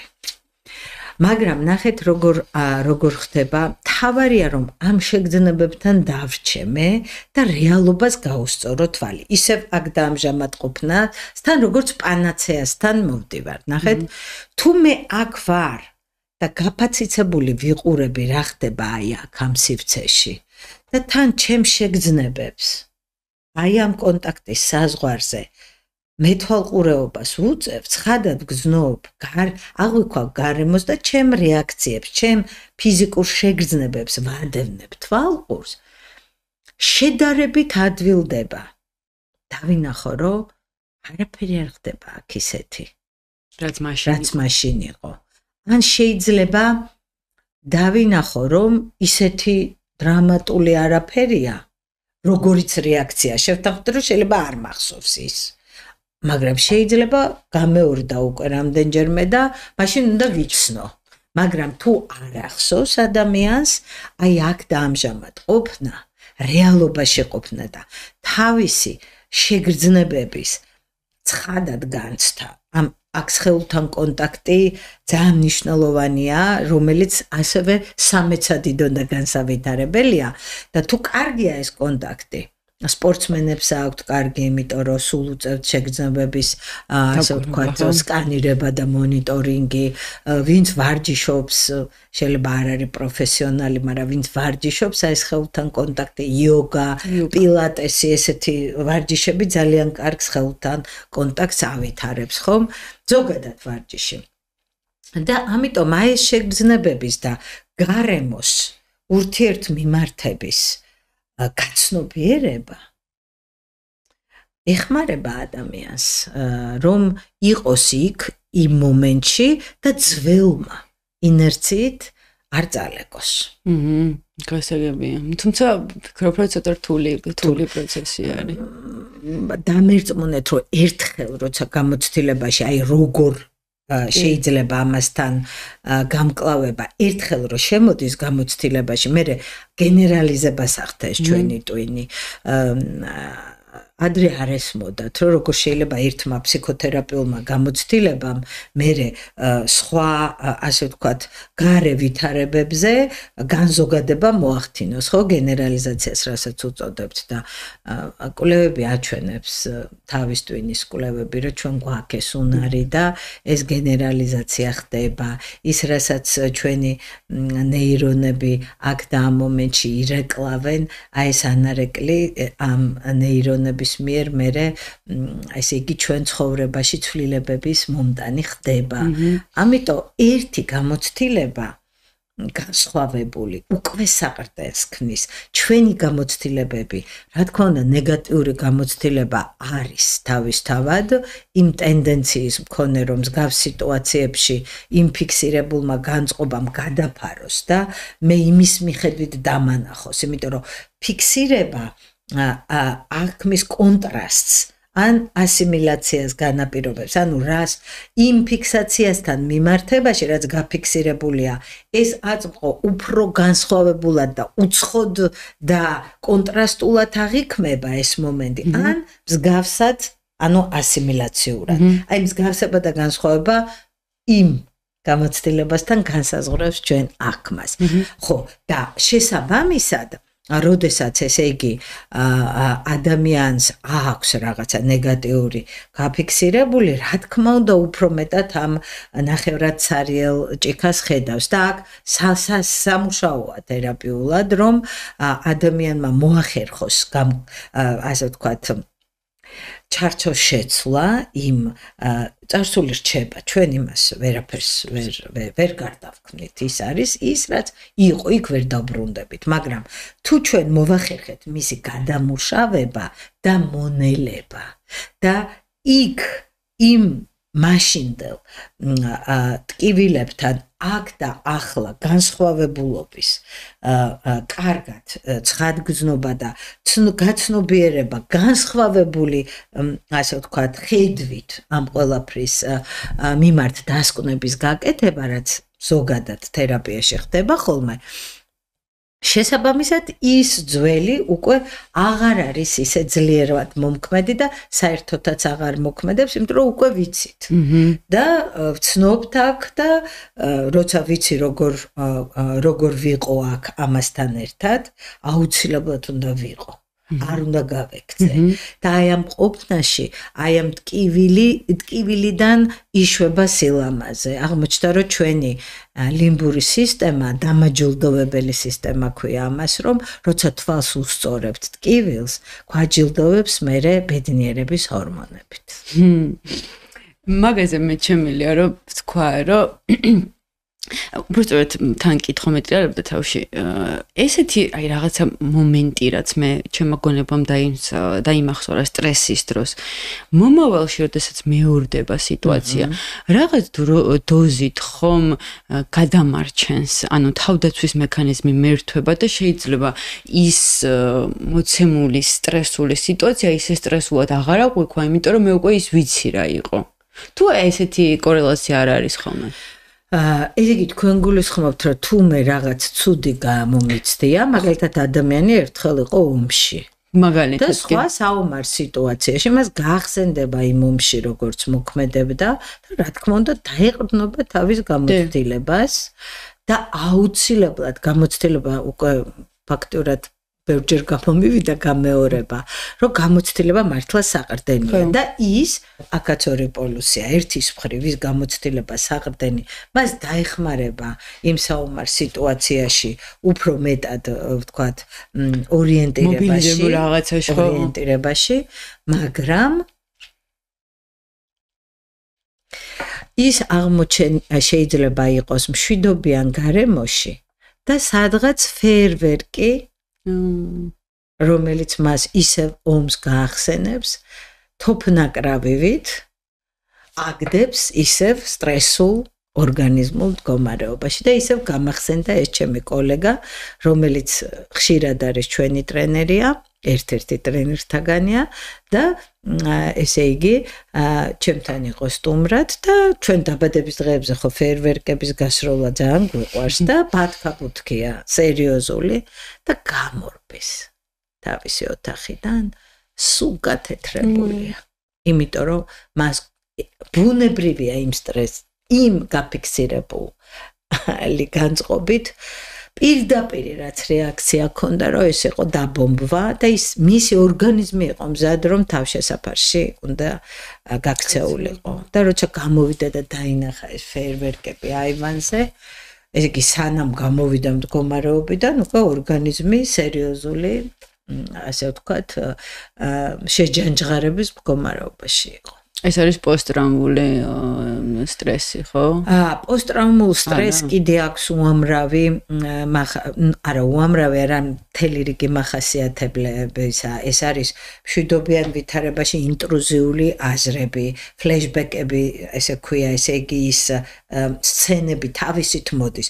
აქ სტიმული იყო ისე სროლა. ეგ სხვა რამე. სტიმულის გარეშე ხდება იმ შემთხვევაში, ხო? და კიდევ სხვა მახასიათებლები ხა სადიაგნოსტიკო კრიტერიუმებზე ახლა ჩვენ ვისაუბრებთ. ხო, რთულია, საკმაოდ რთულია და გასამკლავებელი არის. მე მაინტერესებს ასევე ჩავხედავ ჩემ კითხვებს, იმდენად საინტერესო საუბარი წავიდა, რომ ბევრი თემა მინდა რომ განვიხილო. ერთ-ერთი რასაც დავუბრუნდებოდი, არის აი ქრონიკული სტრესის დროს. სანამ შემოვიდოთ ის კამერები ჩაერთვებოდა და ვისაუბროთ გადაწვის ფენომენზე. და ამბობენ, მე წავიკითხეს ეს თემას ვამზადებდი, რომ ტრამვა, ანუ ყველაფერი თითქმის მორჩენადი არის, ასე ვთქვათ, ფსიქოთერაპიის ფარგლებში და აი ბერნაუტს გადაწვას ძალიან ფატალურ შედეგებამდე შეიძლება მივიდესო ადამიანი. იცით როგორი კითხვა მაქვს? აი მე რო ვახსენე, რომ ქრონიკულად დაღრილობა სტრესს განვიცდით თქო რაღაც პერიოდის განმავლობაში. მაგრამ შეიძლება გადაწვა გამოიწვიოს. უბრალოდ ერთ მომენტში, ჩემი აი ამ პერიოდის რაღაც მომენტში მივხვდი, რომ ცუდად ვარ. ბუნებრივია. აი ესე იგრძენით. ხო, ჩემ თავს ვუთხარი, რომ აი სარკეში რომ ჩაიხედებდი, რომ დაილაპარაკები, რომ ცუდად ხარ და იქნებ რაღაც შეცვალო. მანდ მივხვდი და იცით, როდის მივხვდი, აი მაგალითად, რომ დავასრულე ის მოცემულობა, რაც მე ამ სტრესში მომყოფებდა, აი 18-20 მთელი დღე მეძინა. ორგანიზმა კომპენსაცია მოხდა. ანუ რაღაც დოზით ხო შეგვიძლია მასაც რომ გადაწვა დავარქვათ, რომელსაც იმ მომენტში უგრძნობდი. რომელსაც განვიცდიდი. გადაწვისკენ მიყავდით, იმიტომ რომ გადაწვას აქვს ძალიან სავალალო შედეგები ორგანიზმისთვის, მაგრამ ადამიანი გრძნობს, რომ გადაწვის პირას არის და კარგია რომ თქვენ იგრძენით. პირველი, რა თქმა უნდა, არის და როგორ შეიძლება საერთოდ რომ ეს მოხდეს, როცა ადამიანი არ იმჩნევს იმას, რომ მისი ორგანიზმი სულ არის ორგანიზმოთ, აი ფიზიკურად არის სულ აი ესე დაჭიმული სიმივით. მე ამ მეტაფორას მოვიდან, სულ დაჭიმულია, ვერ ისვენებს. ვერ დუნდება, ვერ ისვენებს. თუ ვერ ისვენებს, რა უშლის ხელს დასვენებაში? ესე იგი, მუდმივად ის ტრიალებს, რისგანაც განტვირთვა არ ხდება. არ ვიცი, არის ესეთი ცნება პროფესიული გადაწვის და თუ სულ სამსახურეობრივი საკითხები ტრიალებს ამ დროს ცნობიერებაში, ღამეც რომ ვერ ძინავს ადამიანს, იმიტომ რომ ღამეც განტვირთვას ვერ ახერხებს.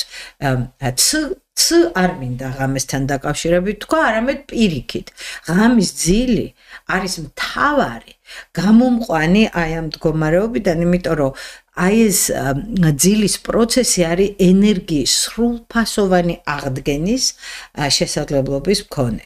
და უყურეთ, როგორ ცხოვრობთ ჩვენს რეალობაში ადამიანების დიდი ნაწილი.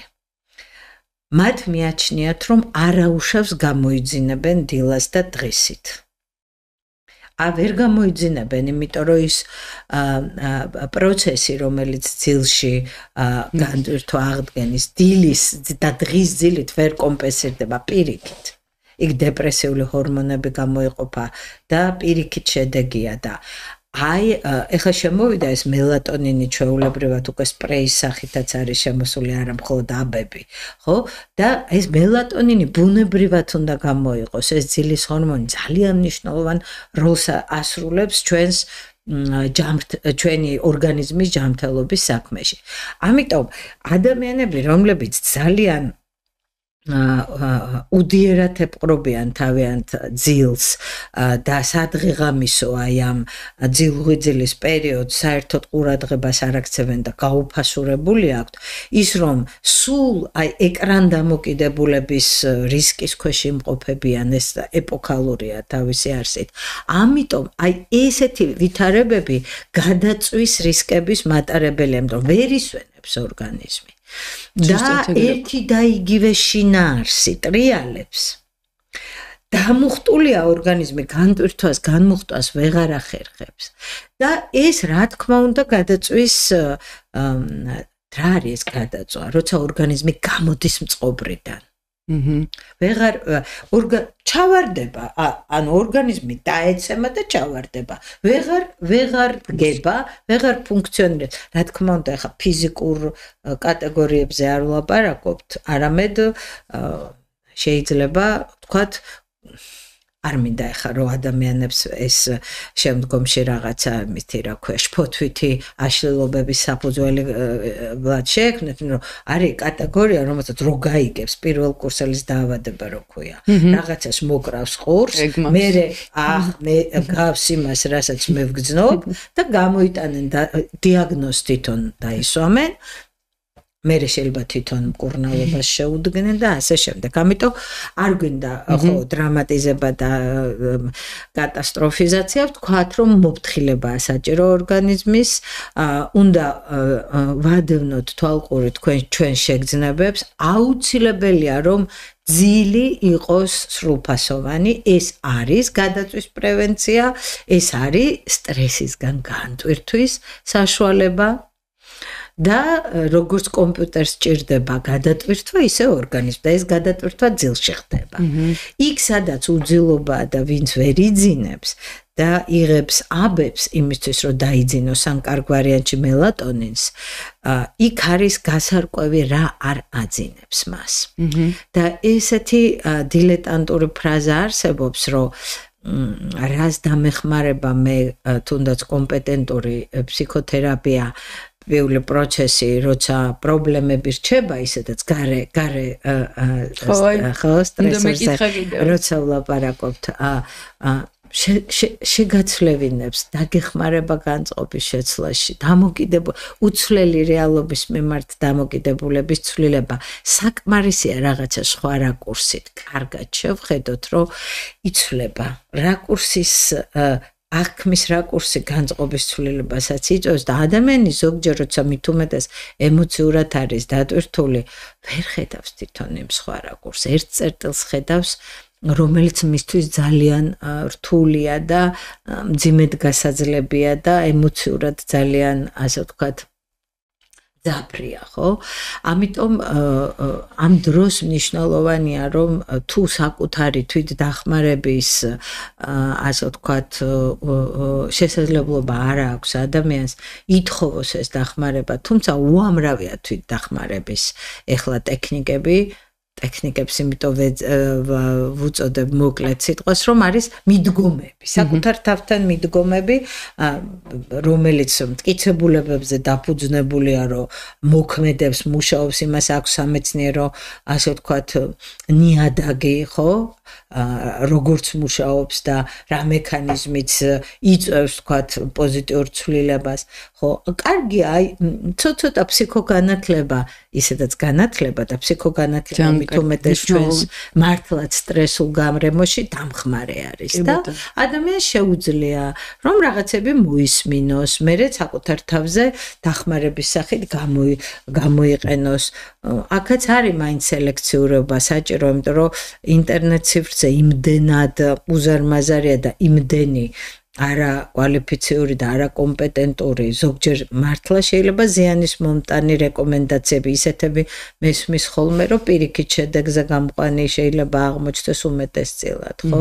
მაგალითად, დაიგნორე, მაგალითად, ნუ მიაქცევ ყურადღებას. ესე იგი, ფროიდი ამბობდა, რომ რასაც არ შეიმჩნევდა განდევნი, აღმარჩი რომ დაეწევა ადამიანს, ისეთ, ასე ვთქვათ, ნეგატიურ შედეგებს იძლევა.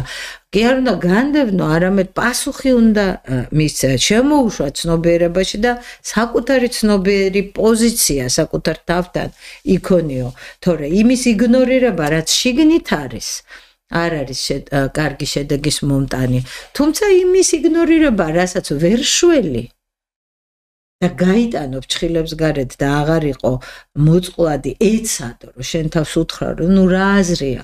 პანდემიის დროს, აი მახსოვს ბევრჯერ სხვადასხვა ჟურნალისტებმა ეს მკითხეს, რომ რა აქნასო ამ ხალხმაო, რომ ესეთ ყოველო დღესო მრავალჯერ რაღაც საშინელ, ასე ვთქვათ, სტატისტიკას და საშინელ ინფორმაციას, ხო, ნუ ერთის მხრივ ინფორმირებული უნდა იყოს ადამიანი, მაგრამ აქაც ხო საზღვრები და გარკვეული ზომიერებაა და არ შეიძლება ბევრი, ხო?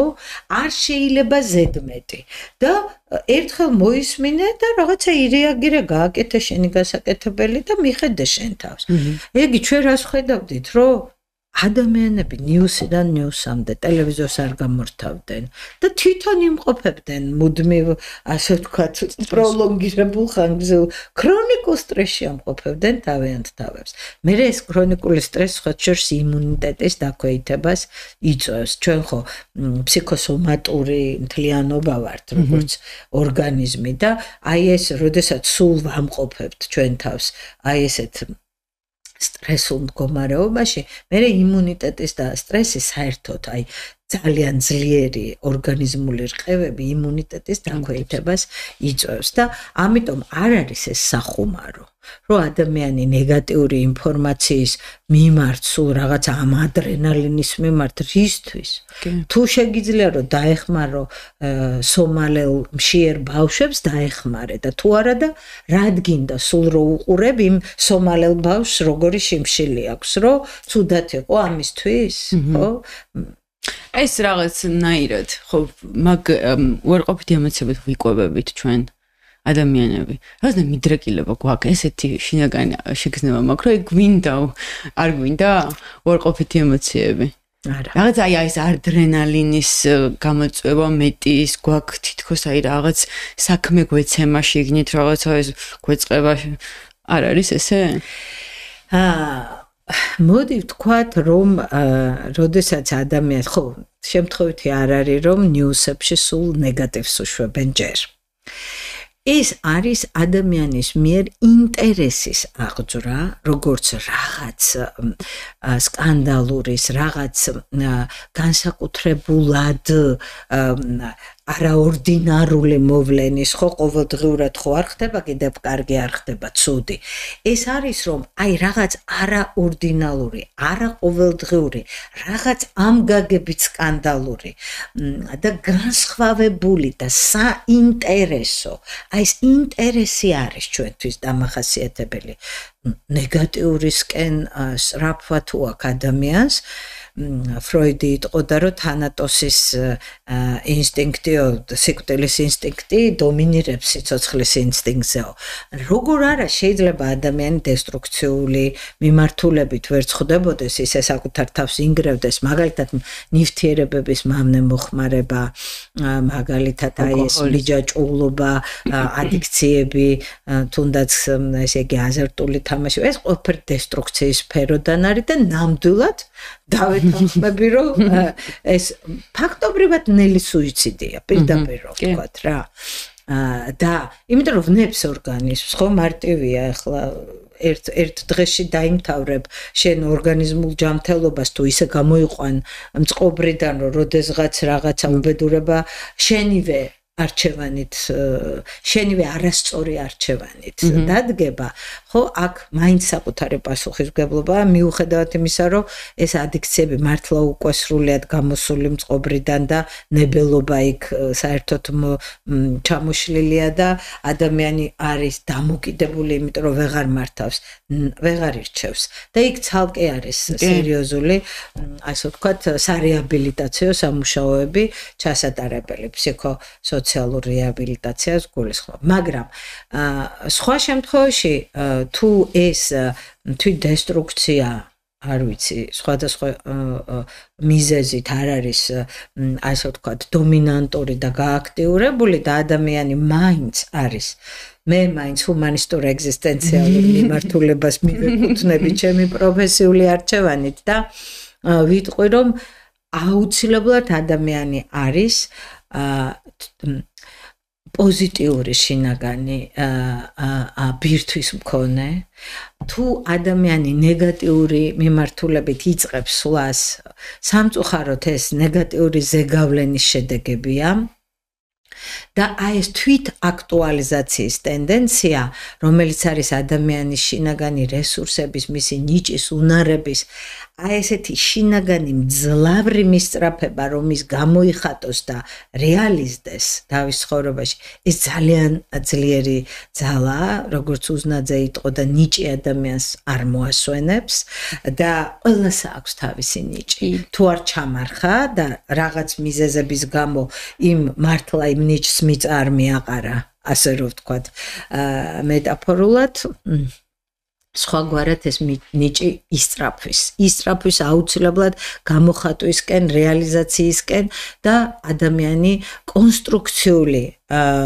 ტენდენციის მქონე უფროა ვიდრე დესტრუქციული თუ ჩართული აქვს დესტრუქცია არ ვიცით რაღაც გარემოებებმა ჩაურთო ამიტომ არ მგონია თუმცა ჩვენ ვიცით სადომაზოხიზმის ცნება ესეც ორი პოლუსი და რა თქმა უნდა არა ხა ეს პათოლოგია ესეთი ხშირი არ არის რომ ვიღაც უსიამოვნებით და ნეგატივით ტკბება და ამით სიამოვნებას იღებს ვერ ვიტყვი ნამდვილად რომ ეს ხშირია მაგრამ ესეც არსებობს ხოლმე და თუ ადამიანს ნეგატიური სიამოვნებს აუცილებლად უნდა ფსიქოთერაპევტს მიაკითხოს იმიტომ რომ რაღაცამ მას ასეთი მდგომარეობა შეუქმნა და ეს ნორმა არ არის გასაგები მინდა რომ შევეხოთ გამოხატულებას და მე მოვყვები პატარა მაგალითს აი ქრონიკი ბევრჯერ ვახსენე მაგრამ ჩემს ცხოვრებაში რაღაც გადამწყვეტი ეტაპი იყო ეს ქრონიკულ სტრესში როცა ვიყავი ძილთან ერთად მქონდა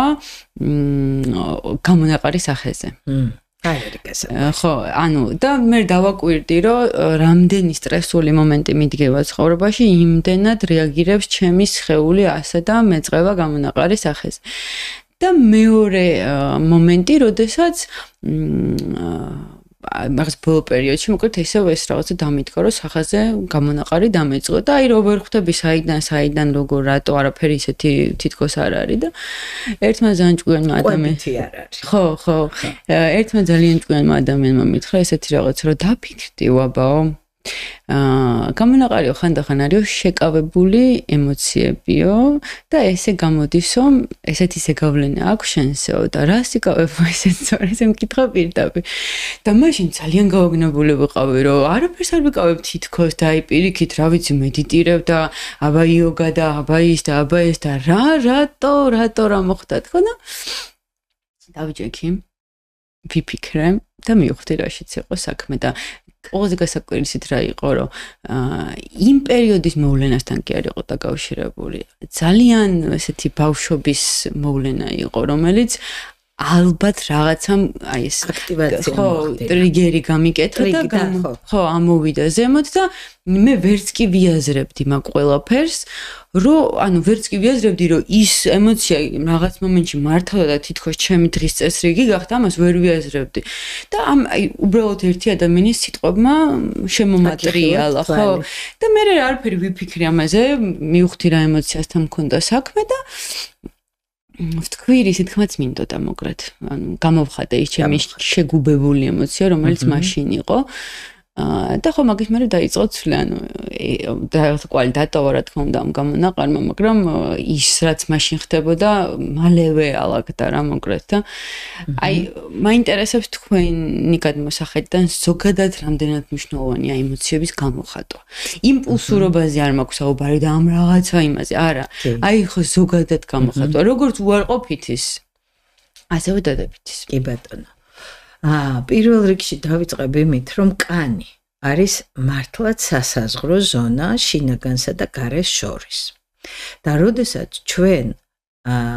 ჩვენს რეალობაში მიმდინარე პროცესები ჩვენზე ისე მოქმედებს, რომ ჩვენში ემოციურ ინტოქსიკაციას იწვევს, თუ ეს ემოციური ინტოქსიკაცია რჩება და ზოგჯერ რჩება იმის გამო რომ როგორც თქვენ თქვით სრულიადაც ვერ ცნობიერდებოდა ხო და ეს ემოციები შეკავებული იყო ინტოქსიკაციას იწვევს შეკავება ოღონდ მე არ მინდა ვთქვა რომ ემოცია ყველა უნდა როგორც თქვენ თქვით ამოაფრქვიო ჩვენ ცხოველებისგან იმით განსხვავდებით რომ მარტო იმპულსური ქცევა არ გვახასიათებს და პირველ რიგში მნიშვნელოვანია რომ ჩვენ გრძნობდეთ, ცხადად გრძნობდეთ გარემოში, აქ და ამ რეალობაში, როგორ გვეხება ეს გარემო კანზე და როგორ შეგრძნებებს იწვევს ჩვენში. და თუ ჩვენ ვართ, მუდმივად, აქ და ამჟამად, ფანტაზიებში კი არ ვართ, რა იქნება, რა მოხდება, რა დადგება, ან არ დადგება, სულ მესამე ობიექტური პირის ნიშნების თუ რამეზე ვფიქრობ, რას გავაკეთებ, როგორ გავაკეთებ, მე რო ჩემ საკეთებელზე ვიქონიო პასუხისმგებლობა, თორე რა მოხდება, ეს წინასწარმეტყველება ჩვენ ადამიანებს არ შეგვიძლია, ვინც ამბობს, რომ წინასწარმეტყველება მაგრად ტყუის და ატყუებს ყველას. წარსულში ყოფნაც, წარსულით ცხოვრებაც ზუსტად ისეთივე ზიანის მომტანია, მხოლოდ აწმყოში, ამ რეალობაში, ამ მომენტში ყოფნით შეგვიძლია ჩვენ ჯანმრთელები ვიყოთ. იმიტომ რომ იმ წარსულში რო ვართ და წარმოვისახავთ ახლა იმ წარსულ რაღაც მოვლენებს, გინდ კარგი იყოს, გინდ ცუდი, ხო? ფაქტობრივად ამით ჩვენ ორგანიზმს ვატყუებთ, იმიტომ რომ ის ემოციები, რომელიც მოაქვს იმ გახსენებებს, არაფერი კავშირში მოცემულობასთან იმ ემოციებს არ აქვს ხო რეალობასთან კავშირი და თუ კი ჩვენ ვართ აქ და ამ მომენტში ჩართული მაშინ როგორ მეხება კანზე ის რაც ახლა ხდება და როგორ რეზონირებს ის რეალობა უფრო ადვილი შესამჩნევი და აღსაქმელია ამიტომ შეკავებას და ინტოქსიკაციას ასეთ დროს ნაკლებად მოვახდენ, ვიდრე სხვა დროს, როცა არ ვარ აქ და საერთოდ ვერ ვამჩნევ, რას ვგრძნობ და გამოვხატავ თუ არ გამოვხატავ. როცა ემოცია აღიძრება მოცემულ მომენტში და ჩვენ უკვე ვთქვით, რომ ეს მუხტი არის შინაგანი. იძაბება ადამიანი ამ ემოციის აღძვრასთან ერთად და მას აქვს ტენდენცია რომ განიმუხტოს, განიტვირთოს, ანუ იქნას გამოხატული.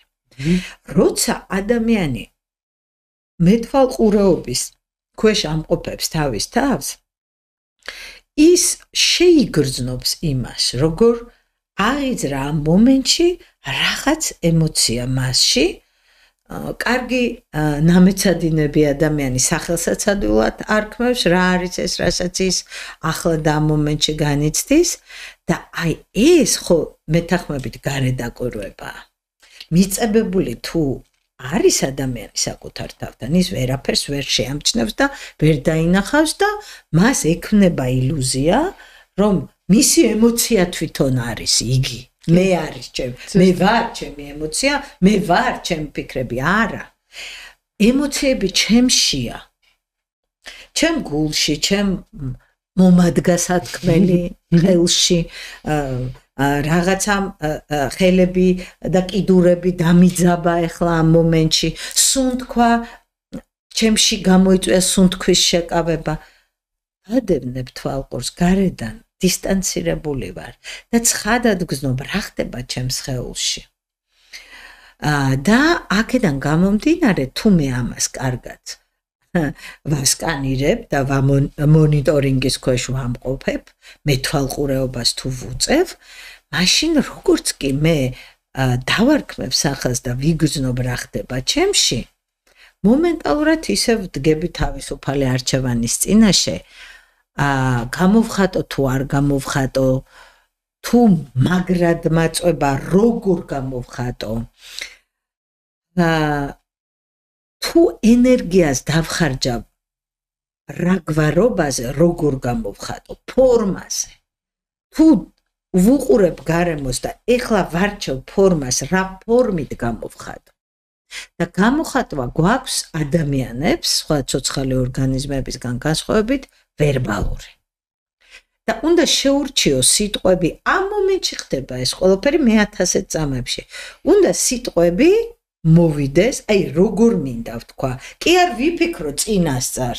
მერე 5 წუთის მერე სულ სხვა რამე იქნება და არ ვიცი თუ ამ დაწყობილი ტექსტით მივდივარ, მაშინ წარსულში ვარ. აქ უნდა ვიყო და უნდა უყურო რეალობას, ვიგრძნო ის რეალობა და ეს რეალობა, ვენდო ამ რეალობას მაგძნობინებს მე ოპტიმალურად როგორ გამოვხატო, იმიტომ რომ თქვენთან სხვანაირად უნდა ვთქვა, სხვა ვითარებაში სხვა ფორმით უნდა გამოვხატო, ან საერთოდ გავჩერდე და არაფერი იქ არ გამოვხატო და წავიდე და ჩემთვის ყველაზე სანდო და ახლობელ ადამიანთან გამოვხატო და მოვყვე ის რისი გამოხატვაც მე იქ და იმ მომენტში გადავწყვიტე რომ არხის. იმიტომ რომ მართლა ზოგჯერ თქმა სჯობს არა თქმასა და ზოგჯერ მართლა თქმითაც შავდება და ეს ემოციის გამოხატვა ხდება ვერბალურად, სიტყვიერად. ჩვენში ყვირილით ზოგჯერ და ძალიან ხმამაღლა. ეგრე. საუკეთესო პასუხი იყო. რისი მოსმენაც შეიძლება და მართლა უღონთ, იმიტომ რომ ბევრჯერ მიფიქრია მაგ საკითხზე რა და მინდა რომ რაღაცნაირად გავაზიარო, აი როგორც გითხარით, სერიოზული იმპულსური ადამიანი ვიყავი და ეს გამოხატვის ფორმა მქონდა ესეთი გაბრაზებული და შეიძლება და უცებ მეყვირა რაღაც გამეკეთებინა და მე იცით როგორ მომენტში გადავედი, ეს ხო იყო. მე დავიწყე ფიქრი რომ კარგია, ეხლა ამ ყველაფერს რო აკეთებ, გვანცო და არ არის კარგი, იმიტომ რომ ვიღაცას აზიანებ, იმიტომ რომ შენ თავს აზიანებ, აი, ბევრი პასუხები მოვიდა. მე გადავწყვიტე რომ მოდი, აი, არ გამოვხატავ. სანამ იმ რეალობასთან მივედი თქვენ ეხლა რაც ახსენეთ. მოდი არ გამოვხატავ. ამ არ გამოვხატვამ, ჩაგუბებულმა არ გამოვხატვამ მიმიყვანა კიდევ უარეს მდგომარე. ნამდვილად, მართლა. და მე უკვე აი, როცა მივედი იმ წერტილამდე რასაც ქვია უკვე დაკვირვება. ოღონდ ვაკვირდებოდი, რატო გაუბრაზდი. ანუ იმ ადამიანმა გამაბრაზა მე, თუ ჩემმა თავმა გამაბრაზა, იმ ადამიანმა რა ემოცია ჩემში აღსწრა, მაგან გამაბრაზა, აი ამას რო დავაკვირდი. უკეთეს კითხვას შემოგთავაზებთ. რამ გამაბრაზა? იმიტომ თუ რატომ ვიწყებთ სადღაც არქეოლოგიურ გათხრას, რამ გამაბრაზა, რა და როგორ. აი ეს არის პროცესში ყოფნის საუკეთესო ორი კითხვა. რა ხდება და როგორ ხდება? ჩართული ხარ და ადვილია მერე ნავიგაცია. იმიტომ თუ რატომ მერე მიდის ადამიანი ფიქრებით სადღაც, სადაც უკვე აწყო აღარ არის და დაკარგულია იქ აწყო. ამიტომ რა და როგორ ორი კითხვა გჭირდება, რაზედაც სულ პასუხები თვალსაჩინოდ გვეძლევა და მართლაცვლილების და ნავიგაციის საშუალებას გვაძლევს. კი ბატონო, მეც რა მიყვარს ძალიან ახლა მომენტში თავგრძნობ, რომ ყველა პოდკასტი, რომელსაც წერ, თუ ძალიან სამედიცინო თემა არ არის, ბოლოს მივდივართ ხოლმე ზუსტად ამ წერტილამდე, რომ საკუთარ თავში ჩაბრუნებამდე მივდივართ და ამ დამკვირვებლის პოზიციამდე მივდივართ და თითქოს ამოსავალი წერტილი ყოველთვის ეს არის, ნებისმიერ რაღაცაზე, რასაც ვსაუბრობ. ყველა პასუხი შიგნით არის და საკუთარ თავში. და ძალიან მომწონს ეგ და ჩემ მაყურებელმაც მე მგონი ეს კარგად გაიაზრა. რა თემასაც არ უნდა ვეხებოდეთ. აი, ეხა ისეთი ჯაჭვები შეიკრავთ, ესე თქვენ ამოთ პასუხისგებლობაზე, როცა ისაუბრეთ, ხო? ეპიზოდი გქონდა თავისუფლებაზე, სტუმარმა თქვა პირდაპირ თავისუფლება არის პასუხისგებლობა. ეხა ეს პასუხისგებლობა როგორ გაიშალა, ხო? ხო და რაღაცნაირად ძალიან კაი შეგრძნებაა ეს. ბოლოს კი გავიდეთ და მინდა რომ აი ეს დამეგობრად დავარქვათ სტრესთან დამეგობრების მექანიზმები, რაც თქვენ ბევრჯერ ახსენეთ და მოყევით ახლა. აი შევაჯამოთ უბრალოდ რაღაცნაირად და ჩემს მაყურებელს რომ ვუთხრათ პირველ რიგში მე პირადად ჩემი გამოცდილებით გეტყვით რომ სტრესთან დამეგობრება მე პირადად ძალიან ბევრი სასიკეთო რაღაც მომიტანა და მივხვდი როგორ ანუ აი სტრესულ მდგომარეობაში რო ვარ ამ სტრესს ვიყენებ სასარგებლოდ. აი ყველაზე ესეთი პრიმიტიული მაგალითი მაქვს საკუთარ თავზე რომ როცა ბევრი მაქვს სამუშაო არ ვჭამ საჭმელს ბევრს იმიტომ რომ ჩემი ორგანიზმი რაღაც სტრესში ვარდება და მეტად იმდენად ფოკუსირებული ვარ საქმეზე რომ მეტად პროდუქტიული ვარ ასეთ დროს ვიდრე აი კარგად რომ მივირთმევ და მე დავშტები და მე რომ ვიმუშავებ ეს არის ყველაზე პრიმიტიული მაგალითი რაც შემიძლია მოვყვედა თქვენი გამოცდილება არის მნიშვნელოვანი ამ შემთხვევაში რო გითხრათ სტრესთან გამკლავების ყველა სტრესული სიტუაცია რა თქმა უნდა ორგანიზმული შეგრძნებებიდან გამომდინარე გუკარნახობს კიდევ და კიდევ არ მომწყინდება იმის გამეორება რომ თუ ვუსმენ ორგანიზმს და უსმენ არა თვითმიზნით გინდა თუ არა მოусმინო არამედ ორგანიზმი მკარნახობს ყოველთვის ეს ორგანიზმული სიბრძნე ჩვენ გვაქვს მართლა ყველაფერი შიგნით არის მენდელეევის სისტემიდან დაწყებული დამთავრებული ნებისმიერი ფილოსოფიური კონცეფციით ამიტომ უნდა მოусმინო ჩემ ორგანიზმ კი არ უნდა ვიფიქრო რაღაცაზე არამედ შეგრძნებებს უნდა უსმენდე და ის შეგრძნებები მიკარნახებს მაგალითად სადღაც სტრესულ სიტუაციაში ორგანიზმი ადამიანს უკარნახებს რომ მეტი ძილი ჭირდება გახსოვთ თქვენ ახსენეთ კიდევაც რომ გეძინებოდოთ და რომ მოусმინეთ და გეძინებოდოთ ბევრი დაიძინეთ ხო შეიძლება სადღაც თქვა რაღაც კონკრეტული საკვების მიღების მოთხოვნილება გააჩინოს იმიტომ რომ თქვა იმ სტრესულ ვითარებაში კონკრეტულად რაღაც ნივთიერების დეფიციტი გახდა და ის უნდა ადამიანს ხომ ან შეიძლება მას უნდა რელაქსაცია და მუსიკის მოსმენა ან და ის ხედავს რომ ვერაფერს თვითონ ვერ ცulis და რაღაცის წაკითხვა უნდა და გონების ჩართვა უნდა გადატანა კი არ უნდა არაფერზე ჩართვა უნდა რაღაც საინტერესოზე გონების მომართვა და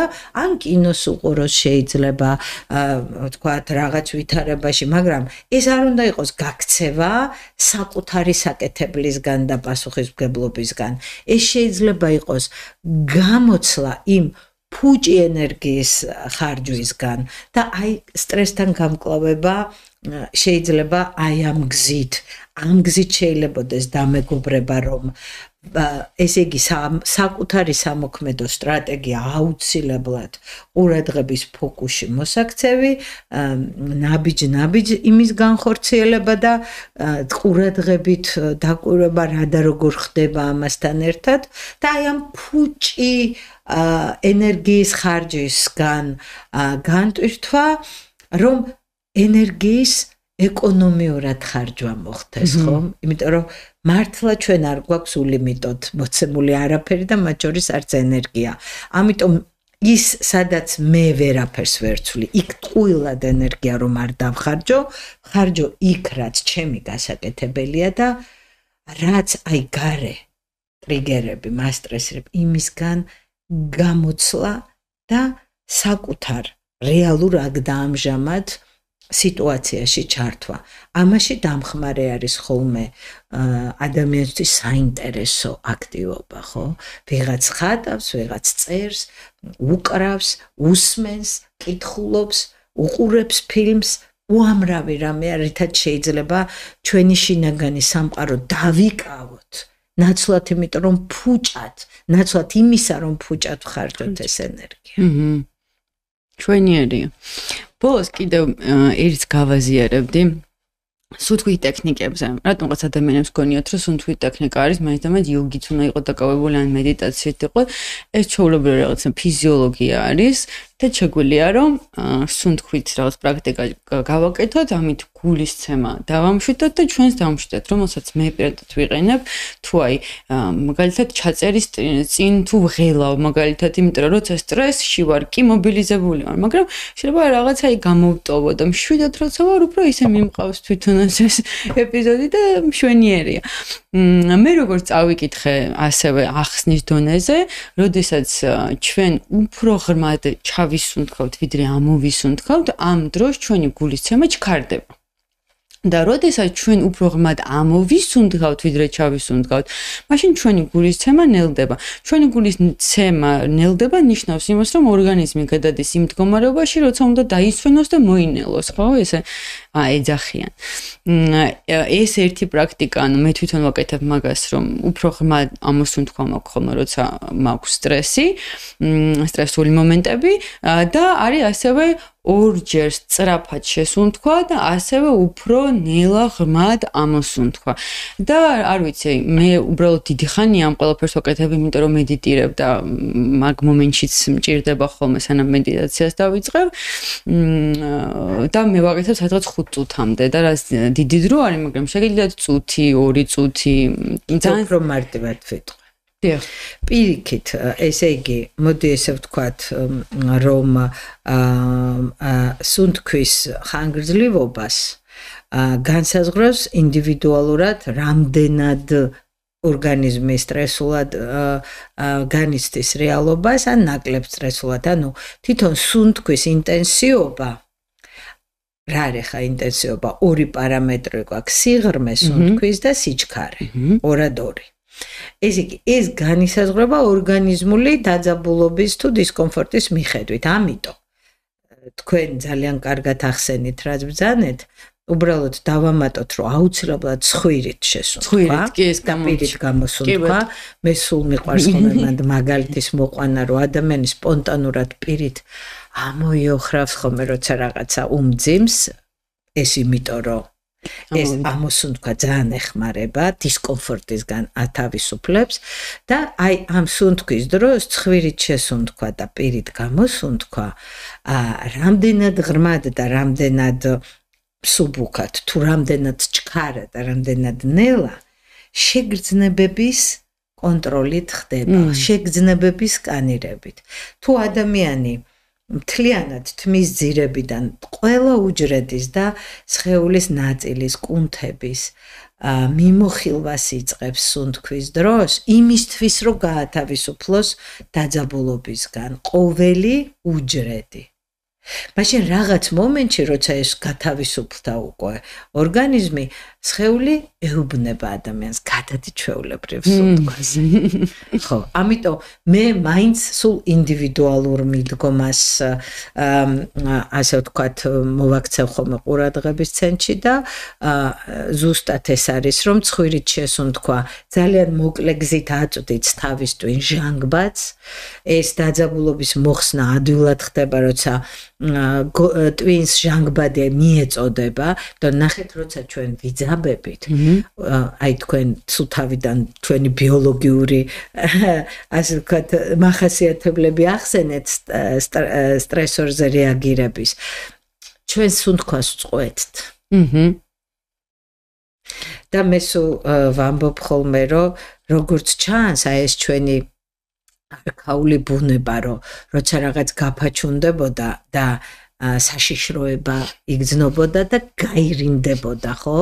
ცხოველი ახაც ასე რეაგირებს საფრთხეზე. სუნთქვას რატო? იმიტომ რომ სუნთქვის გაჩერება უკეთესად სმენადობასაც, აი საიდან მოდის საფრთხე და ამას გარდა აი სრული მობილიზაცია, სუნთქვა აი შეკავებული თითქოს ამ ენერგიის მთლიანად ერთ მუშტად აკუმულაციას უწყობდეს ხელს თითქოს, მაგრამ სინამდვილეში აი ეს სუნთქვის გაჩერება ჟანგბადის ცირკულაციას ხელს უშლის და ძალიან ცუდი სომატური რეაქციები გვაქვს, ამიტომ სტრესის დროს სუნთქვა ჯობია ვიდრე გაჩერება და ყურადღების მიპყრობა საკუთარი სუნთქვისთვის ძალიან მნიშვნელოვანია. და ესეც ხო არის, შეიძლება ზუსტად სიტყვით მეშლება სადღაც დავიკითხე სუნთქვაზე, რომ ჩასუნთქვა არის უკვე წარსულიო და ამოსუნთქვა არის მომავალიო და ის რაღაც ერთი წამია, როცა აქ და ახლა ხარო, ხო? რაღაცა ეგეთი ძალიან კარგად ასახავს წამიერების რეალობას, რომ რეალობა არის წამში. ქართული სიტყვა მომავალი, ნახეთ რა სიტყვა გვაქვს, საერთოდ ამ სიტყვებს რომ უკვირდები აი არ ვიღლები გაოცებით. ნუ ეს პრინციპში მარტივი და შეიძლება ნაკლებ გასაოცარია, რომ მომავალი არის რომ რაღაცა არის მოსვლის პროცესში. ანუ მომავალი არის რომ ის წამები, მე ასე ამ ჩემი ინტერპრეტაციით ეს არის ის წამები, მომენტები, რომლებიც მოძრაობენ და არიან დინამიკაში, პროცესში არიან. და ამ მომენტში იკვეთებიან. და როგორც კი გადაიკვეთებიან, უკვე გაედინებიან წარსულში. იმიტომ რომ სიტყვა წარსულიც ნიშნავს, რომ წასულია. წასულია. არაჩვეულებრივი იყო. მე მგონი ამას ამ სიტყვას ბევრჯერ რო დავასრულებთ ჩაწერეთს, მერეც ახთოვნობრივი ლაპარაკებ.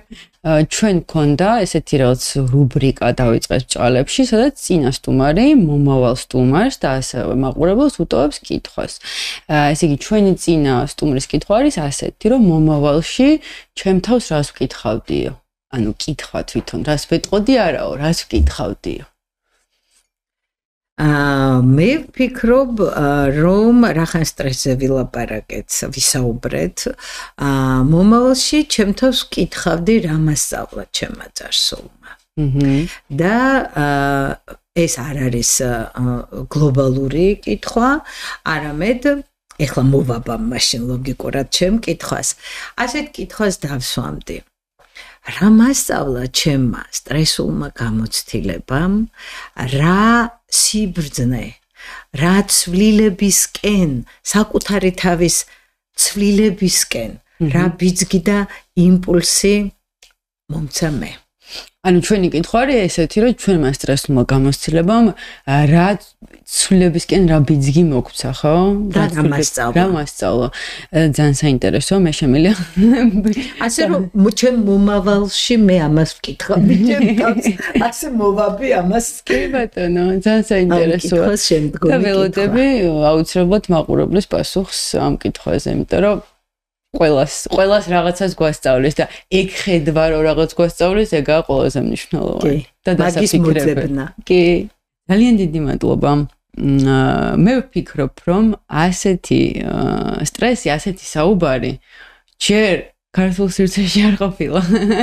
მადლობთ თუ ასე მე მოხარული ვარ. მე ბევრი, ანუ ნახე, რა თქმა უნდა, ბევრი ეპიზოდები, რაღაც პოდკასტები, სადაც სტრესზე ლაპარაკობენ, სატელევიზიო გადაცემები, უბრალოდ მაინტერესებდა რაზე ყოფილა განხილვა და ჩვენ არ განგვიხილავს მაგალითად ქრონიკული სტრესის დაავადებები რა შეიძლება იყოს, იმიტომ რომ ამას ძალიან მარტივად დაგუგლავთ და ნახავთ რა შეიძლება იყოს და მგონია რომ სტრესის აღქმა და ამის ზემოთ კიდევ იმდენი რაღაცა მოგცა ამ ეპიზოდმა, მეტად შემაყურებელს მოგცემს, როცა ის ნახავენ. ჩემთვის იყო რაღაცნაირი თერაპია ეს ეპიზოდი, პირდაპირ გეტყვით. დიდი მადლობა ამისთვის. დღეს ბევრად ესეც სასიამოვნო იყო თქვენთან საუბარი. ბევრად უფრო ესე ვგრძნობ თავს, მიუხედავად რომ ეს სტრესზე ვილაპარაკეთ, თითქოს ბევრად უფრო კარგად და იმედიანად ვარ, ვიდრე ვიყავი ცოტა ხნის წინ, სანამ შემოვიდოთ და დიდი მადლობა ამისთვის თქვენ.